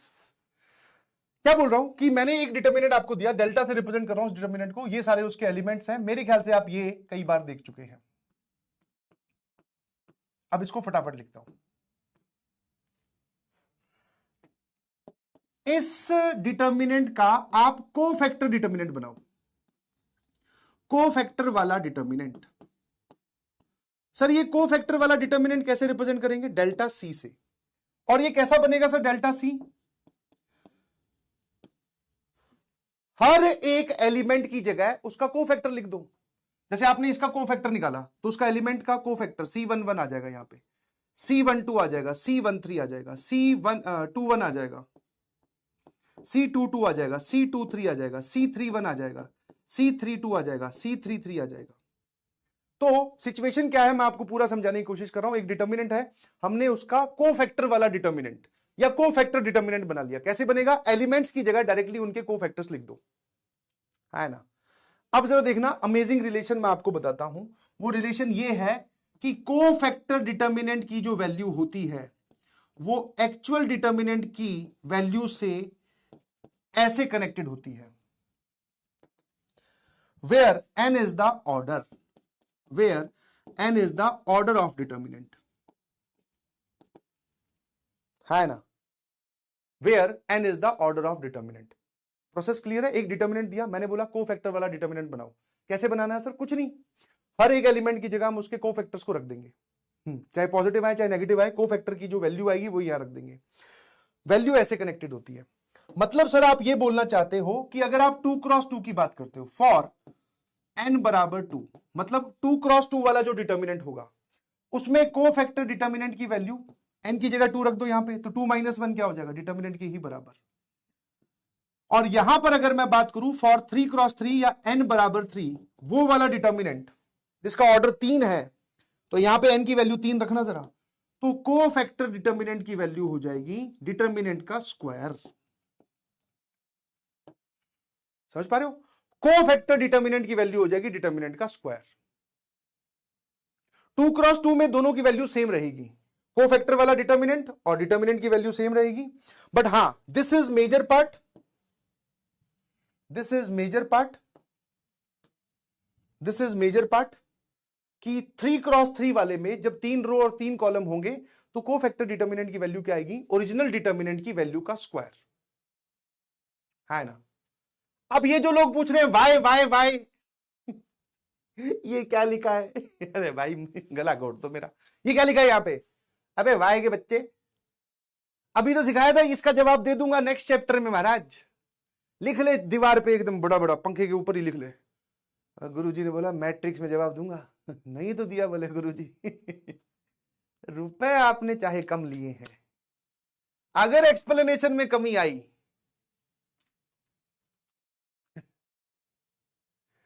अबे अभी याद, रिमेंबर एज ए रिजल्ट बेटा, एरर 404 ये कर ले। आ जाओ एग्जाम्पल सर, एग्जाम्पल मैंने कहा आ जा एग्जाम्पल। तो आज देख रहे हो ये खेल कितना जोरदार हुआ है। एक बार और कॉपी कर रहा हूं।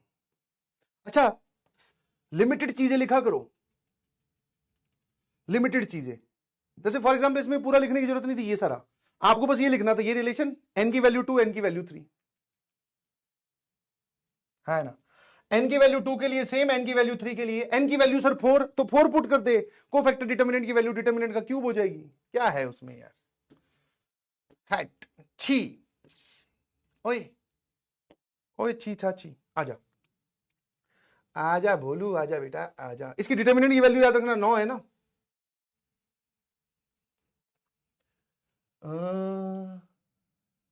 नैना तेरे कजरारे हैं, नैनों पे हम दिल हारे हैं, अनजाने से तेरे नैनों ने वादे किए कई सारे हैं। ओहो, आ जाइए please. If this is delta, ध्यान सुनना, अगर मैं येलो वाले को डेल्टा बोलूं, इसका मुझे आप डेल्टा सी बताइए। What is cofactor determinant? इसका कोफैक्टर डिटर्मिनेंट बताइए। सर कैसे बताया आपने? कि जो भी एलिमेंट्स हैं उनकी जगह उनके कोफैक्टर लिख दो। 38 - 13 - 14, 1 का कोफैक्टर है -12, 4 का कोफैक्टर है सर कितना 6, -1 का कोफैक्टर है 3, और 5 का कोफैक्टर है -11, 6 का कोफैक्टर है 4, 8 का कोफैक्टर है 5। जादू है नशा है और नशा सस्ता नहीं है ना। आप चाहो तो इस डिटर्मिनेंट की वैल्यू कैलकुलेट करो। अभी आपके पास सिर्फ एक ही तरीका, you can verify the result. आप सिर्फ वेरीफाई कर सकते हो, प्रूफ तो मैंने बताया नहीं है। Answer is 81। यस, चेक कर लो, है ना। Answer is 81, answer is 81।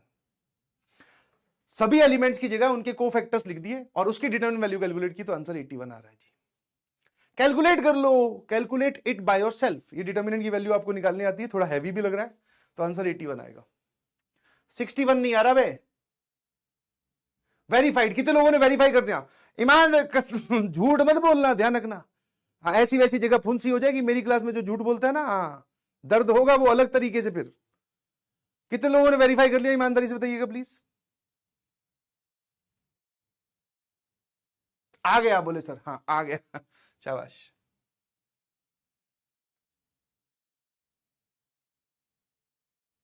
Property लगाकर नहीं बे, प्रॉपर्टी लगाकर तो मैंने ही बता दिया, तुम्हें इसकी वैल्यू कैलकुलेट करके वहां तक पहुंचना है।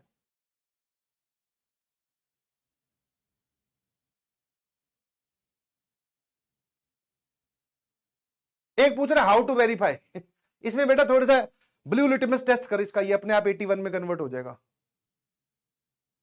नहीं आया सर, शाबाश, घर पे जाके करना। ये आपका क्या है, ये डू इट बाय योरसेल्फ है, इसकी वैल्यू 81 ही आएगी। ठीक है, तो इसको आप रिमेंबर एज ए रिजल्ट रखोगे कि भाई साहब किसी भी डिटर्मिनेंट के कोफैक्टर डिटर्मिनेंट की वैल्यू जो होती है वो इस रिलेशन से गवर्न होती है? Sir please side verified, sir trust me. अच्छा, ये वाला आप घर पे ट्राई कर सकते हैं, है ना। ये सारे के सारे इसका कोफैक्टर डिटर्मिनेंट लिखा हुआ है। 324 आ रहा है, मतलब सर उसका 18 आएगा क्या? 18 का स्क्वायर होता है 324। हाँ,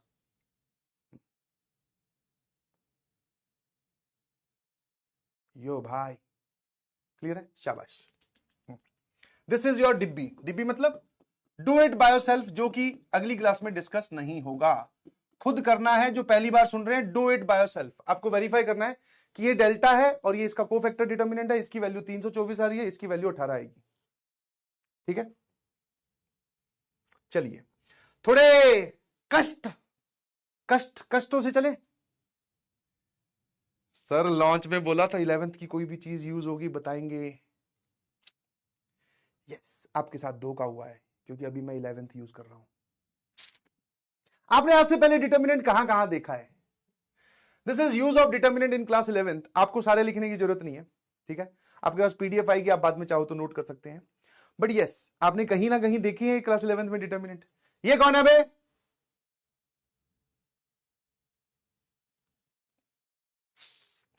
यस, मेरे से पढ़ने के कुछ फायदे ये हैं कि आपका मनोरंजन और आपके कॉन्सेप्ट एकदम क्लियर रहेंगे, आपकी मन करेगा मैथ्स की क्लास में आने का। ये मेरे से पढ़ने का फायदा है।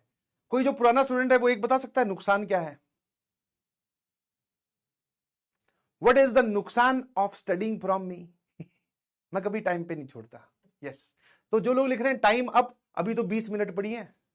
1 सेकेंड, हाँ 20 मिनट पड़ी है, 5:56 पे छोड़ूंगा। हाँ, एक्सटेंशन इज द बीमारी। सर दूसरे ही दिन आपने तो रंग दिखा दिया, ऐसा थोड़ी होता है। 2-4 दिन बच्चों को हफ्ते में सांस तो लेने दो, पहले दिन ही सारा कुछ पढ़ाओगे क्या? मैंने कहा पहला दिन तो चला गया, आज दूसरा दिन है। और हमारा यहां पर आपका और मेरा इकट्ठा होना is only because of ITJ is our point of discussion, और उसमें टाइम लगता है भाई। यस, मैं एक्सटेंशन करता हूं भाई, और टाइम पे ना छोड़ने की मुझे बहुत पुरानी बीमारी है। सॉरी, इतना आपको सहना पड़ेगा। लिखकर भेजो, सह लेंगे थोड़ा, और क्या है, SLT सह लेंगे थोड़ा सर, कोई बात नहीं। चलिए जी, now use of determinant in class 11th। जिन लोगों ने देखा है बहुत अच्छी बात है, जिनने नहीं देखा मैं एक बार फटाफट रिपीट कर देता हूं। ये चीज आपको लिखने की जरूरत नहीं है, this is not of any use, but फिर भी आपने कहां कहां देखा है। ये वाला पार्ट जो है ये आप जरूर लिख लीजिएगा प्लीज, ठीक है। ये मैं एक्सप्लेन कर देता हूं। हाँ सर, ये पता है पार्ट क्या बोलता है कि अगर आपके पास बेटा एक्स और वाई प्लेन तो देखा होगा ना। हाँ, अब देख क्लास 11th की कोई चीज यूज हो रही है तो मैं उसको समझा रहा हूं। वो बोलता है कि अगर एक ट्राइंगल बनता है जिसके तीनों वर्टेक्स आपको दे रखे हैं, AX1 Y1, BX2 Y2 और CX3 Y3, तो इसका जो एरिया ऑफ ट्राइंगल ABC है वो क्या होता है? Half times determinant value of x coordinate का एक रो बना दो या कॉलम बना दो, तो 3 एक्स कोऑर्डिनेट है, X1 X2 X3, 3 Y coordinate है, Y1 Y2 Y3, और तीसरा कॉलम 111 बना दो। एक तो इतना उस्ताद सर वैल्यू 0 आ गई, मैंने कहा कैसे, बोले से इसमें 111 आ गए, तो मैंने कहा 111 पे वैल्यू 0 आती है कि 000 पे आती है? तो this is the area of this triangle. Sir ये डिटर्मिनेंट के बाहर एक और डिटर्मिनेंट क्या है? मैंने कहा ये मॉड साइन है। अरे आ गए हैं। मॉड मतलब कि हो सकता है आप इस डिटर्मिनेंट को कैलकुलेट करो तो आंसर आपका -2 आ जाए। तो -2 एरिया कभी होता नहीं है, तो उसका आप एब्सोल्यूट वैल्यू बताना, मॉड लगाकर पॉजिटिव वाला आंसर बताइएगा प्लीज। तो बाहर वाला मॉड है, अंदर वाला डिटर्मिनेंट है। Is this clear? तो ये आपको ध्यान रखना है। हाँ बस इतना ही लिखना है। और सर अगर ये तीनों पॉइंट्स एक ही लाइन में आ जाएं तो, अगर ये पॉइंट भी इसके ऊपर आके बैठ जाए तो मैंने कहा इन पॉइंट्स को हम बोलते हैं कोलिनियर, जो एक ही रेखा पर, एक ही लाइन पर, एक ही दिशा दिशा is a wrong word, tiger बुरा मान जाएगा, एक ही लाइन पे लाई करे, दैट इज कोलिनियर हो जाए, तो ये एरिया हो जाएगा 0। तो अगर इसकी वैल्यू 0 हो जाए तो ये पॉइंट क्या कहलाएंगे? कोलिनियर। ठीक है, स्ट्रेट लाइन वाला छोड़ दो, दिस इज ऐसे ही देख लो बस, है ना, आए ना। बेसिकली ये भी यहीं से आया है कि अगर मान लो आपको एक ऐसी लाइन की इक्वेशन लिखनी है, बस सुन लेना जरा, और कोई बात परेशान करे तो this is of no use, ये आपके काम नहीं आना है। मैंने पहले ही स्टार लगा दिया कि आपको ये ध्यान होना चाहिए। मान लो इससे पास करने वाली लाइन की इक्वेशन बतानी है आपको, इससे पास करने वाली लाइन की इक्वेशन बतानी है, तो इस पे एक पॉइंट मान लो x, y। अब तुम जिस तरीके से इक्वेशन निकालते हो वो भी ठीक है, वरना आप बोल सकते हो ये पॉइंट और ये पॉइंट क्या होंगे? कोलिनियर। कोलिनियर होने से इनके डिटर्मिनेंट वाले की वैल्यू क्या आनी चाहिए? 0। ये रही। ठीक है, हाँ है ना। सर 3 लाइंस अगर कॉन्ग्रुएंट हो तो ये भी आपको नहीं लिखना है, मैं आपको बोल रहा हूं ये नहीं लिखना है। ये 11th में बताई गई बातें, हो सकता है आपने नहीं देखी हो, तो कोई बात नहीं। कॉन्ग्रुएंट हो तो मतलब 3 लाइंस अगर एक ही बिंदु से पास करें, this is your L1, this is your L2, this is your L3, जब 3 लाइंस एक ही पॉइंट से पास करती हैं तो हम बोलते हैं वो तीनों लाइंस कॉन्ग्रुएंट हैं। तो ये रही जी इसकी कंडीशन, 3 लाइंस के कॉन्ग्रुएंट होने की condition. Second general second degree equation, ये सेकंड डिग्री इक्वेशन कब पेयर ऑफ स्ट्रेट लाइन को रिप्रेजेंट करती है? याद आया कुछ? अरे हनुमान जी में बहुत फोर्स है, गॉड फादर क्लब। इस डिटर्मिनेंट की वैल्यू 0 करनी होती है। लिखना कुछ नहीं है, लिखना कुछ नहीं है। इफ यू आर थिंकिंग कि सर आप ये पूरा एक्सप्लेन करो, तो भैया ये स्ट्रेट लाइन का है, ये क्वाड्रेटिक इक्वेशन का है, ये स्ट्रेट लाइन का है, और ये भी स्ट्रेट लाइन का है। समझे? तो मैं एक्सप्लेन नहीं कर रहा हूं, मैं सिर्फ आपको रिविजिट करवा रहा हूं कि ऐसा था। और क्रॉस प्रोडक्ट ऑफ 2 वेक्टर्स, ये तो फिजिक्स वाले सर ने आपको सिखाया होगा, आई जे के और वो सब के है ना। 2 वेक्टर्स का क्रॉस लेना है ना।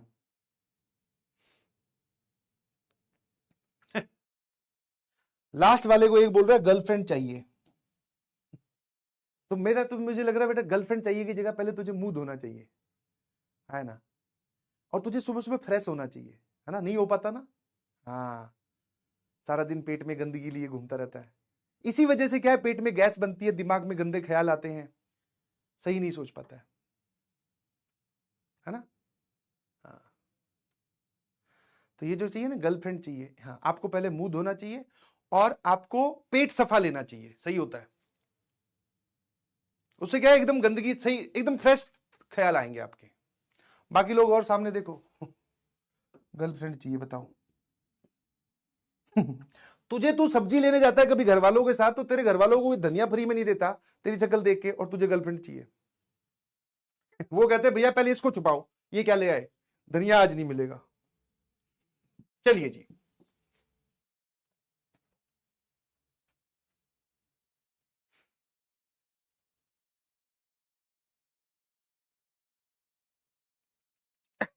अब वो आगे छोटे बच्चे होते हैं ना, छोटे बच्चे आप स्कूल में कभी गए होंगे, तो जैसे बहुत छोटे, जब सेकंड थर्ड क्लास में अपने कोई गधा बोल देता था, मान लो जैसे किसी ने बोला, बचपन में क्या गालियां होती है, ये होती है गधा, कुत्ता, किसी ने आपको कुत्ता बोल दिया तो आप क्या बोलते तू होगा कुत्ता, है ना। वैसे ही उनके बच्चों के अंदर से बेचारे को बचपना कभी नहीं गया है। वो लिख रहे हैं सर आप बड़े एक्सपीरियंस लग रहे हो, तो ये बेटा बस तीसरी चौथी से थोड़ा 5वीं 6ठी में आते हैं तो ये सवाल कोई हमें बोल देता था ना, है ना, कोई गर्लफ्रेंड की बात बोलते, आपको बड़ा एक्सपीरियंस है। हाँ बहुत एक्सपीरियंस है, तू ना टेंशन ले। आ जाइए प्लीज। चलिए, Roger that sir, Roger that, क्या करते हो? दूसरी क्लास है और हमने तो आज घर वालों को बिठाया गया साथ में, बोले आओ कितना मजा आता है क्लास में, कितनी जोरदार तरीके से पढ़ाते हैं। आप सर कहानी कहीं और ही ले गए। दिस इज समथिंग लाइक, अब मेरे तो कान लाल हो रहे हैं सर। पिताजी मेरी तरफ टेढ़ा टेढ़ा देख रहे हैं, मैं पिताजी की तरफ टेढ़ा टेढ़ा देख रहा हूं। बोले पापा ये सीरियसली मत लिया करो, ये पता नहीं कभी कोई कुछ बोलने लगते हैं। अभी देखना ठीक पढ़ाएंगे पढ़ाएंगे।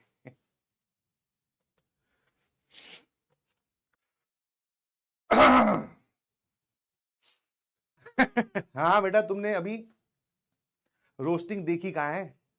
आज तो दूसरा ही दिन है, मैं तो कंट्रोल कर रहा हूं बहुत ज्यादा। आ जाइए नाउ चैलेंजर, क्योंकि इसमें बहुत सारी चीजें आपसे पूछी गई है।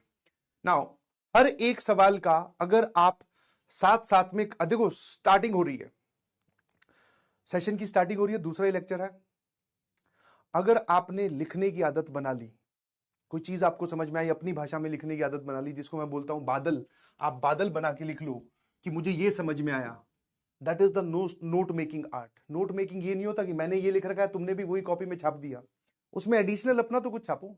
जैसे हर एक सवाल के बारे में, और ऐसा क्यों? क्योंकि लास्ट में आपको बहुत मदद मिलेगी। लास्ट में जैसे आप अपने भैया दीदी से बात करोगे तो लास्ट के दिनों में पता है वो इस सर्च में होते हैं कि यार कोई अच्छे सवाल बता दे। समझ पा रहे हो? Feel this statement. आप अपने आप को बिल्कुल एंड पॉइंट पे इमेजिन कीजिए, आपका आज से 20 दिन बाद में जेई मेंस है, या 1 महीने बाद में जेई मेंस है। पता तुम क्या ढूंढ रहे होगे कि सर वो कौन से टॉपिक है जो 100% आएंगे। तो सर ने पूरे साल में क्लास में चलते चलते बहुत सारी जगह बताया था कि बेटा इससे सवाल रिपीट होता है, इस सवाल में दिखने में डरावना है इसलिए ये चैलेंजर है, इस सवाल में ये खास बात है। वो खास बात सारी की सारी अगर आपकी कॉपी में लिखी होगी तो आपकी कॉपी बेस्ट नोट्स बन जाएगी। और शुरुआत हो रही है तो आप ये कर सकते हैं। मैं आगे चल के 100% ये आपको बहुत सारी जगह बताऊंगा कि बेटा इससे सवाल बहुत बार आया है, दिस इज 100% क्वेश्चन आएगा category, this is most important category, ये फॉर्मूला ध्यान से याद रखना। तो ये सारी बातें जब आपकी कॉपी में लिखी होंगी तो आपको कहीं जाने की जरूरत नहीं है। और लास्ट में ध्यान सुनना, लास्ट में कोई आपकी मदद करने नहीं आएगा, ये नोट्स ही हैं जो आपकी मदद करेंगे। कितने लोगों को बात समझ में आई कि यस सर वी नो और हम इस बात को फॉलो करेंगे। जैसे फॉर एग्जांपल ये सवाल चैलेंजर किस वजह से है? बिकॉज इसको बस आपको ऑब्जर्व करना है। यहां पर कुछ इंफॉर्मेशन लिखी हुई है, observe it carefully, this is observation based. अगर आपने ध्यान से देख लिया कि ये लिखा क्या हुआ है तो ये सवाल अपना दम तोड़ देगा 5 मिनट, 5 मिनट भी नहीं, 30 मिनट में। तो ये जो बात मैंने आपको बोली है ना कि आप हर जगह अपनी इंफॉर्मेशन लिखेंगे कि हाँ इसको मैंने तो लिख दिया ऑब्जर्व, मैंने शॉर्ट में लिखा है, आप अपनी कॉपी में पूरा लिखो कि this is A challenger question, मतलब चैलेंजर तो है ही। इस सवाल में आपको देखना है कि वो लिख क्या रहा है। क्योंकि अगर आप इसको वैसे सोचो कि x1 x2 y1 y2 और x1 x2 y1 y2 और x3 y3 की वैल्यू निकाल लोगे तो दैट इज नॉट पॉसिबल। समझ में आया? वो नहीं है, ये नहीं निकाल सकते क्योंकि x1 x2 x3 y1 y2 y3 कितने अननोन है। अबे होमवर्क नहीं दूंगा, और तुम अगर सोच रहे हो कि मैं होम, अब देखो तुम परेशान कर रहे हो भाई। मैंने आपको भी थोड़ी देर पहले क्या बताया, मैं एक्सटेंड करता हूं 5-6 मिनट, 7-8 मिनट हमेशा एक्सटेंड होगा, 15 मिनट भी एक्सटेंड होगा। आपकी दोनों क्लास के बीच में आधे घंटे का गैप है, 15 minute is more than sufficient. समझ में आया? हाँ, तो आप ज्यादा परेशान ना हो, ठीक है? सामने देखिएगा please. Now this is observation based, तो x1 x2 x3 y1 y2 y3 की आप वैल्यू निकाल ही नहीं सकते क्योंकि अननोन है 6, इक्वेशन तो 3 ही दे रखी है। और गणित में एक सिंपल सा हिसाब चलता है कि जितने इक्वेशन उतने ही अननोन होनी चाहिए, तब हम वैल्यू निकालने के बारे में सोचते हैं। मैंने कहा ध्यान से देखिए, आपको कुछ दिखाई दे रहा है, अपने इंस्टिंक्ट को ट्रस्ट करने की कोशिश कीजिए, बिकॉज यही इंस्टिंक्ट है जो आपसे आगे जाके सवाल सॉल्व करवाएगा। मैंने कहा आज से पहले कहीं देखा था क्या ये x1 माइनस x2 का square plus y1 minus y2 का स्क्वायर, क्या आपने रैंडमली कहीं पर यूज किया है? क्या आपने इसको रैंडमली कहीं पर यूज किया है? कहीं पर भी 11th में कुछ तो पढ़ा होगा, 10th की कोऑर्डिनेट ज्योमेट्री में पढ़ा होगा। हिंट दे देता हूं, 2 पॉइंट्स के बीच का डिस्टेंस लिखा हुआ है वो। अगर मैं आपको, ध्यान सुनना, हां, इस सवाल को लेकर आओ फिगर पे और फिगर से लेकर जाओ यहां पर, कहां देखा है सर? बिल्कुल सही, ये डिस्टेंस फॉर्मूला है। मैंने कहा जो इंफॉर्मेशन दे रखी है आप उससे पहले डायग्राम बनाइएगा। गूजबम सिचुएशन है, ध्यान से देखना। सर एक बच्चे ने बोला कि एक पॉइंट ले लो x1 y1, सर एक पॉइंट ले लो आप b x2 y2, अच्छा, डिस्टेंस फॉर्मूला में सर यहां पर रूट आता है, तो मैंने कहा ठीक है भाई, यहां पर भी रूट लगाते, फिर क्या दिक्कत है, रूट का स्क्वायर कर का है। तो what is root of 9? Sir इन दोनों पॉइंट्स के बीच में उसने डिस्टेंस दे रखी है 3, आप इनके बीच में डिस्टेंस लिखो, उसका स्क्वायर कर दो, दैट इज 9। अब आजा अगले वाले में, सर x2 x3, तो एक और ले लो, यहां पे ले लो पॉइंट,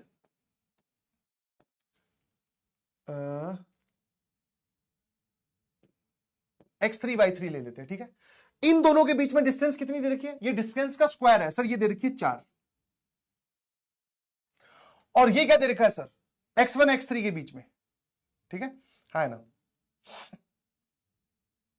ये डिस्टेंस आपको दे रखी है जी 5, ठीक है ना। खेल खत्म। ये डायग्राम थोड़ा सा उल्ट पुल्ट बन गया, मतलब सर एक्चुअल डायग्राम तो ये है, ठीक है।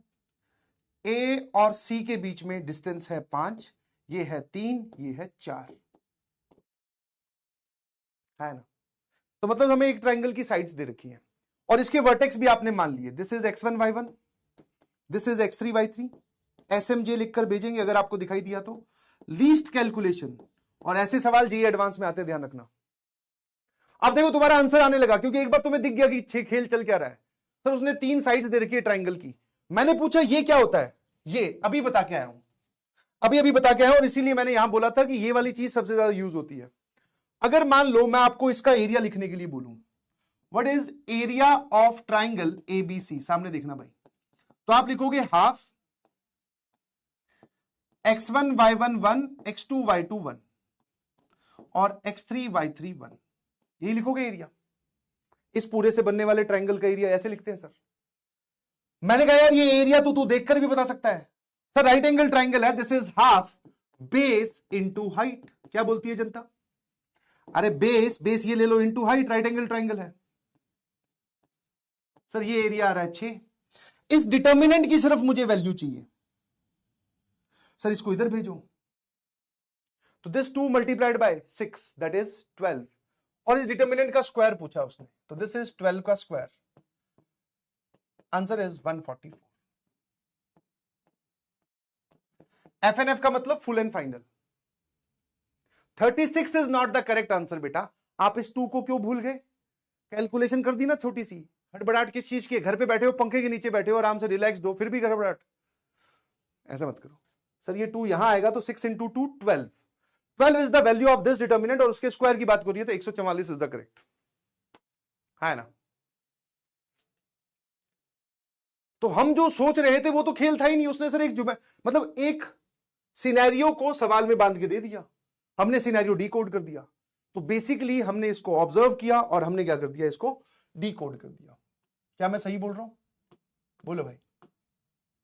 ऐसे डीकोडिंग वाले सवाल बहुत सारे आपको मिलने वाले हैं। GJB लिखकर भेजेंगे, MDH लिखकर भेजेंगे, SMJ लिखकर भेजेंगे, जो लिखकर भेजना भेजो तुरंत।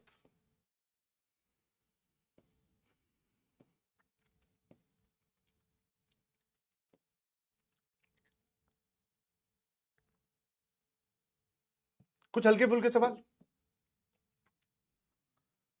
ठीक है ना। कुछ हल्के फुल्के सवालों की बात कर ले, ठीक है। ये होमवर्क दे दूं कि खुद कर लोगे? बहुत ही सिंपल सा है। 1983 में, कोई ऐसा नहीं है कि एडवांस में, 1983 में जब पुराना टाइम होता था ना, जब पुराने टाइम पे पेपर होते थे, तब एक होता था पेपर स्क्रीनिंग, और फिर होता था मेंस। बहुत पुराने टाइम पे स्क्रीनिंग मतलब कि पहले आपको ऑब्जेक्टिव पेपर देना पड़ेगा जिसमें हल्के फुल्के सवाल आएंगे, उसको पास करोगे तो फिर आप मेंस दोगे। मेंस मतलब जेईई एडवांस, उसमें सब्जेक्टिव पेपर हुआ करता था। उस टाइम के हल्के फुल्के सवाल है डिटर्मिनेंट के। 1983 में पूछा गया था क्वेश्चन। सर इतना पुरानो? यस। ये दे तो होमवर्क रहा हूं, मतलब अगली क्लास में आऊंगा तो डिस्कस करूंगा, बट यस दिस इज मेरे डिस्कशन लाइक है नहीं। इसको ओपन करना है आपको। एक रूट दे रखा है, दूसरा आपसे पूछे है। 1981 में एक सवाल पूछा गया था। ये वाला सवाल आपने ऑलरेडी कर लिया, इसलिए मैं नहीं करवा रहा हूं, ठीक है। ये वाला सवाल हमने कर लिया था। ये 1981 का सवाल है, ये वाला याद है ना। हमने ये टी यहां पे ई की वैल्यू पूछी थी पिछले क्लास में, तो इसको आप इग्नोर कीजिए प्लीज।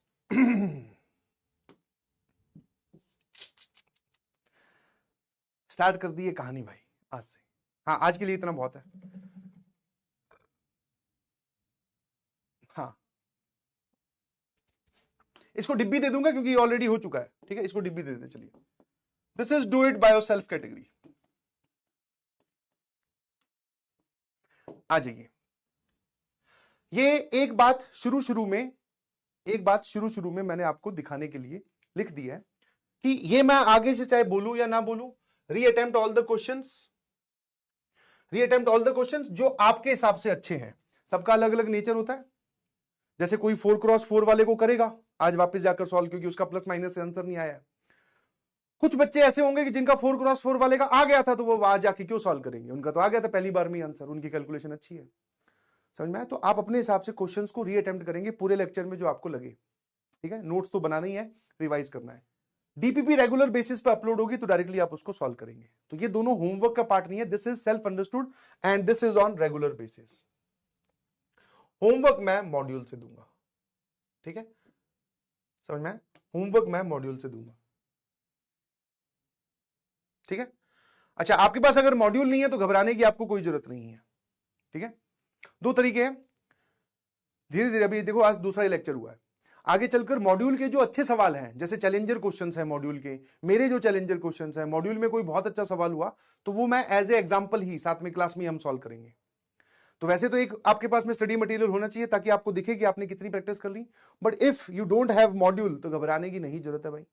अगर आपके पास में मॉड्यूल नहीं है तो कोई बात नहीं, जिनके पास है वो इस होमवर्क को कर सकते हैं, जिनके पास नहीं है वो PYQ सॉल्व कर लो, ठीक है। एनसीईआरटी कुछ लोग सोचेंगे बिकॉज आप शायद क्लास 11 से डायरेक्टली आपने ज्वाइन किया क्लास 12 में, एनसीईआरटी का उतना यहां पर इंपॉर्टेंस नहीं है। जब मुझे लगेगा कि एनसीईआरटी की आपको ये वाली एक्सरसाइज करनी चाहिए तो मैं आपको जरूर बताऊंगा, ठीक है। अभी एनसीईआरटी से आज के लेक्चर को लेकर कोई होमवर्क नहीं बना, ठीक है ना।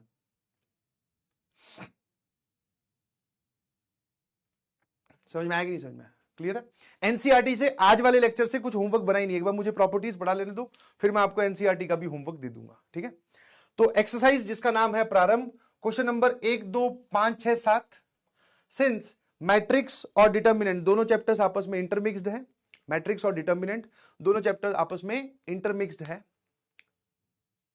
मैट्रिक्स और डिटर्मिनेंट दोनों चैप्टर्स आपस में क्या है, इंटरमिक्स्ड है। तो इसलिए हो सकता है बहुत सारे सवालों में आपको ये वाला शब्द लिखा हुआ दिखाई दे।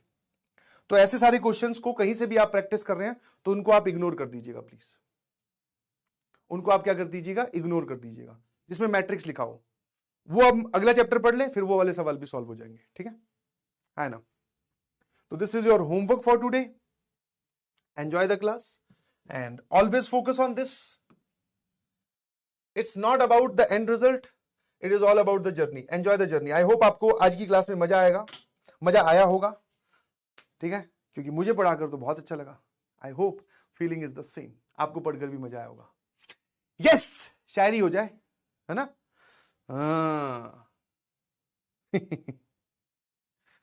क्योंकि कुछ लोगों को तो लगता है ना, आ जाइए प्लीज, जम के पढ़ाएगी, फुल एनर्जी के साथ पढ़ाएगी। अब थोड़ा एंटरटेनमेंट, यस। चलिए प्लीज, जिनको जाना है जा सकते हैं प्लीज। हाँ जी, हाँ, क्योंकि आपका टाइम हो चुका है, आपको 6:15 पे नेक्स्ट क्लास है, अपने थोड़ी शायरी सुनेंगे। आ जाओ। Thank you so much, thank you. हमेशा अपनी एनर्जी ऐसी रखिएगा, हमेशा अपने आप को पढ़ने के लिए मोटिवेटेड रखिएगा। यहां पर जो जो चीजें आएंगी वो समझाने की जिम्मेवारी मेरी, तुम्हारा ध्यान रखने की जिम्मेवारी भी मेरी, तुम्हें बस बातों को फॉलो करना है। वाह वाह हो जाए एक बार। वीडियो कॉल नेक्स्ट क्लास में देखेंगे, वीडियो कॉल नेक्स्ट क्लास में कर लेंगे यार। वाह वाह हो जाए। सर मोटिवेशन तो बहुत है हमारे पास, है ना सर, मोटिवेशन तो हमारे पास में बहुत है, थोड़ा अलग अंदाज हो जाए। तो जो लोग अपने घर पे बैठ के लेक्चर देख रहे हैं, स्पीकर की आवाज थोड़ी तेज है, धीरे कर लीजिए प्लीज, क्योंकि ये लव एंगल वाली शायरी है, लव एंगल वाली है, ध्यान सुनना। आज वो आई नहीं, ध्यान सुनिएगा प्लीज, ठीक है। थोड़ी हैवी है। Take it this as pure entertainment, this is between student and teacher. दुनिया चाहे कुछ भी बोले, उनको थोड़ी पता है ना कि 2-2 घंटे के लेक्चर चलते हैं, फिर ये सब होता है। बोलने दो, और जितना बोलेंगे मैं तो उतनी सुनाऊंगा, मजे आएंगे। जलाना ना, जला जला के राख कर देंगे। आ जाइए। आज वो आई नहीं, उससे मैंने अपनी बात कभी छुपाई नहीं। ध्यान सुनिएगा प्लीज। हाँ, कई बार होता है ना कि आप रेगुलरली किसी से मिल रहे हो, फिर अचानक मिलना बंद हो जाए। ध्यान सुनना, आज वो आई नहीं, उससे मैंने अपनी बात कभी छुपाई नहीं, उसने पूरी बात कभी बताई नहीं। आई होप आप समझ गए होंगे किसकी बात हो रही है। और अगर आपके साथ में पेरेंट्स बैठे हैं तो आप उनको बोल सकते हो, सर ये पापा ये फीलिंग की बात करें, फीलिंग की, पढ़ने में फीलिंग की बात हो रही है, ठीक है। आज वो आई नहीं, उससे मैंने अपनी कोई बात छिपाई नहीं, उसने पूरी बात कभी बताई नहीं, बिना बताए चली गई, बिना बताए चली गई, उसने अपनी मजबूरी समझाई नहीं। मैं ठीक है, हाँ हैवी था। आज वो आई नहीं, जाओगे तो तुम्हारे साथ कभी होगा, तब इस लाइन को याद करना। आज वो आई नहीं, उससे मैंने अपनी कभी कोई बात छुपाई नहीं, उसने कभी पूरी बात बताई नहीं, बिना बताए चली गई, उसने अपनी मजबूरी मुझे समझाई नहीं। तो अब क्या करें सर? कुछ नहीं, अब पढ़ाई करो ठीक है, चलिए, thank you so much, love you all, bye bye. Doubt क्या रह गए तुम्हारे? डाउट अभी भी रह गए? Sir send study material please भाई साहब, मैं यार कहां से इतने सारे लोगों को स्टडी मटेरियल भेज दूंगा। सर इसमें तो राइट एंगल ट्रायंगल पर आ गया है, किसी क्वेश्चन में आइसोसेलेस स्केल एंड ट्रायंगल बना, तो ये कौन है? मयंक सैनी, ये क्लास 11th वाला ही है क्या? तो एक बार बता, अगर इसमें आइसोसेलेस बना तो ये जो फॉर्मूला लिखा है इसको सॉल्व करना नहीं आता तुझे?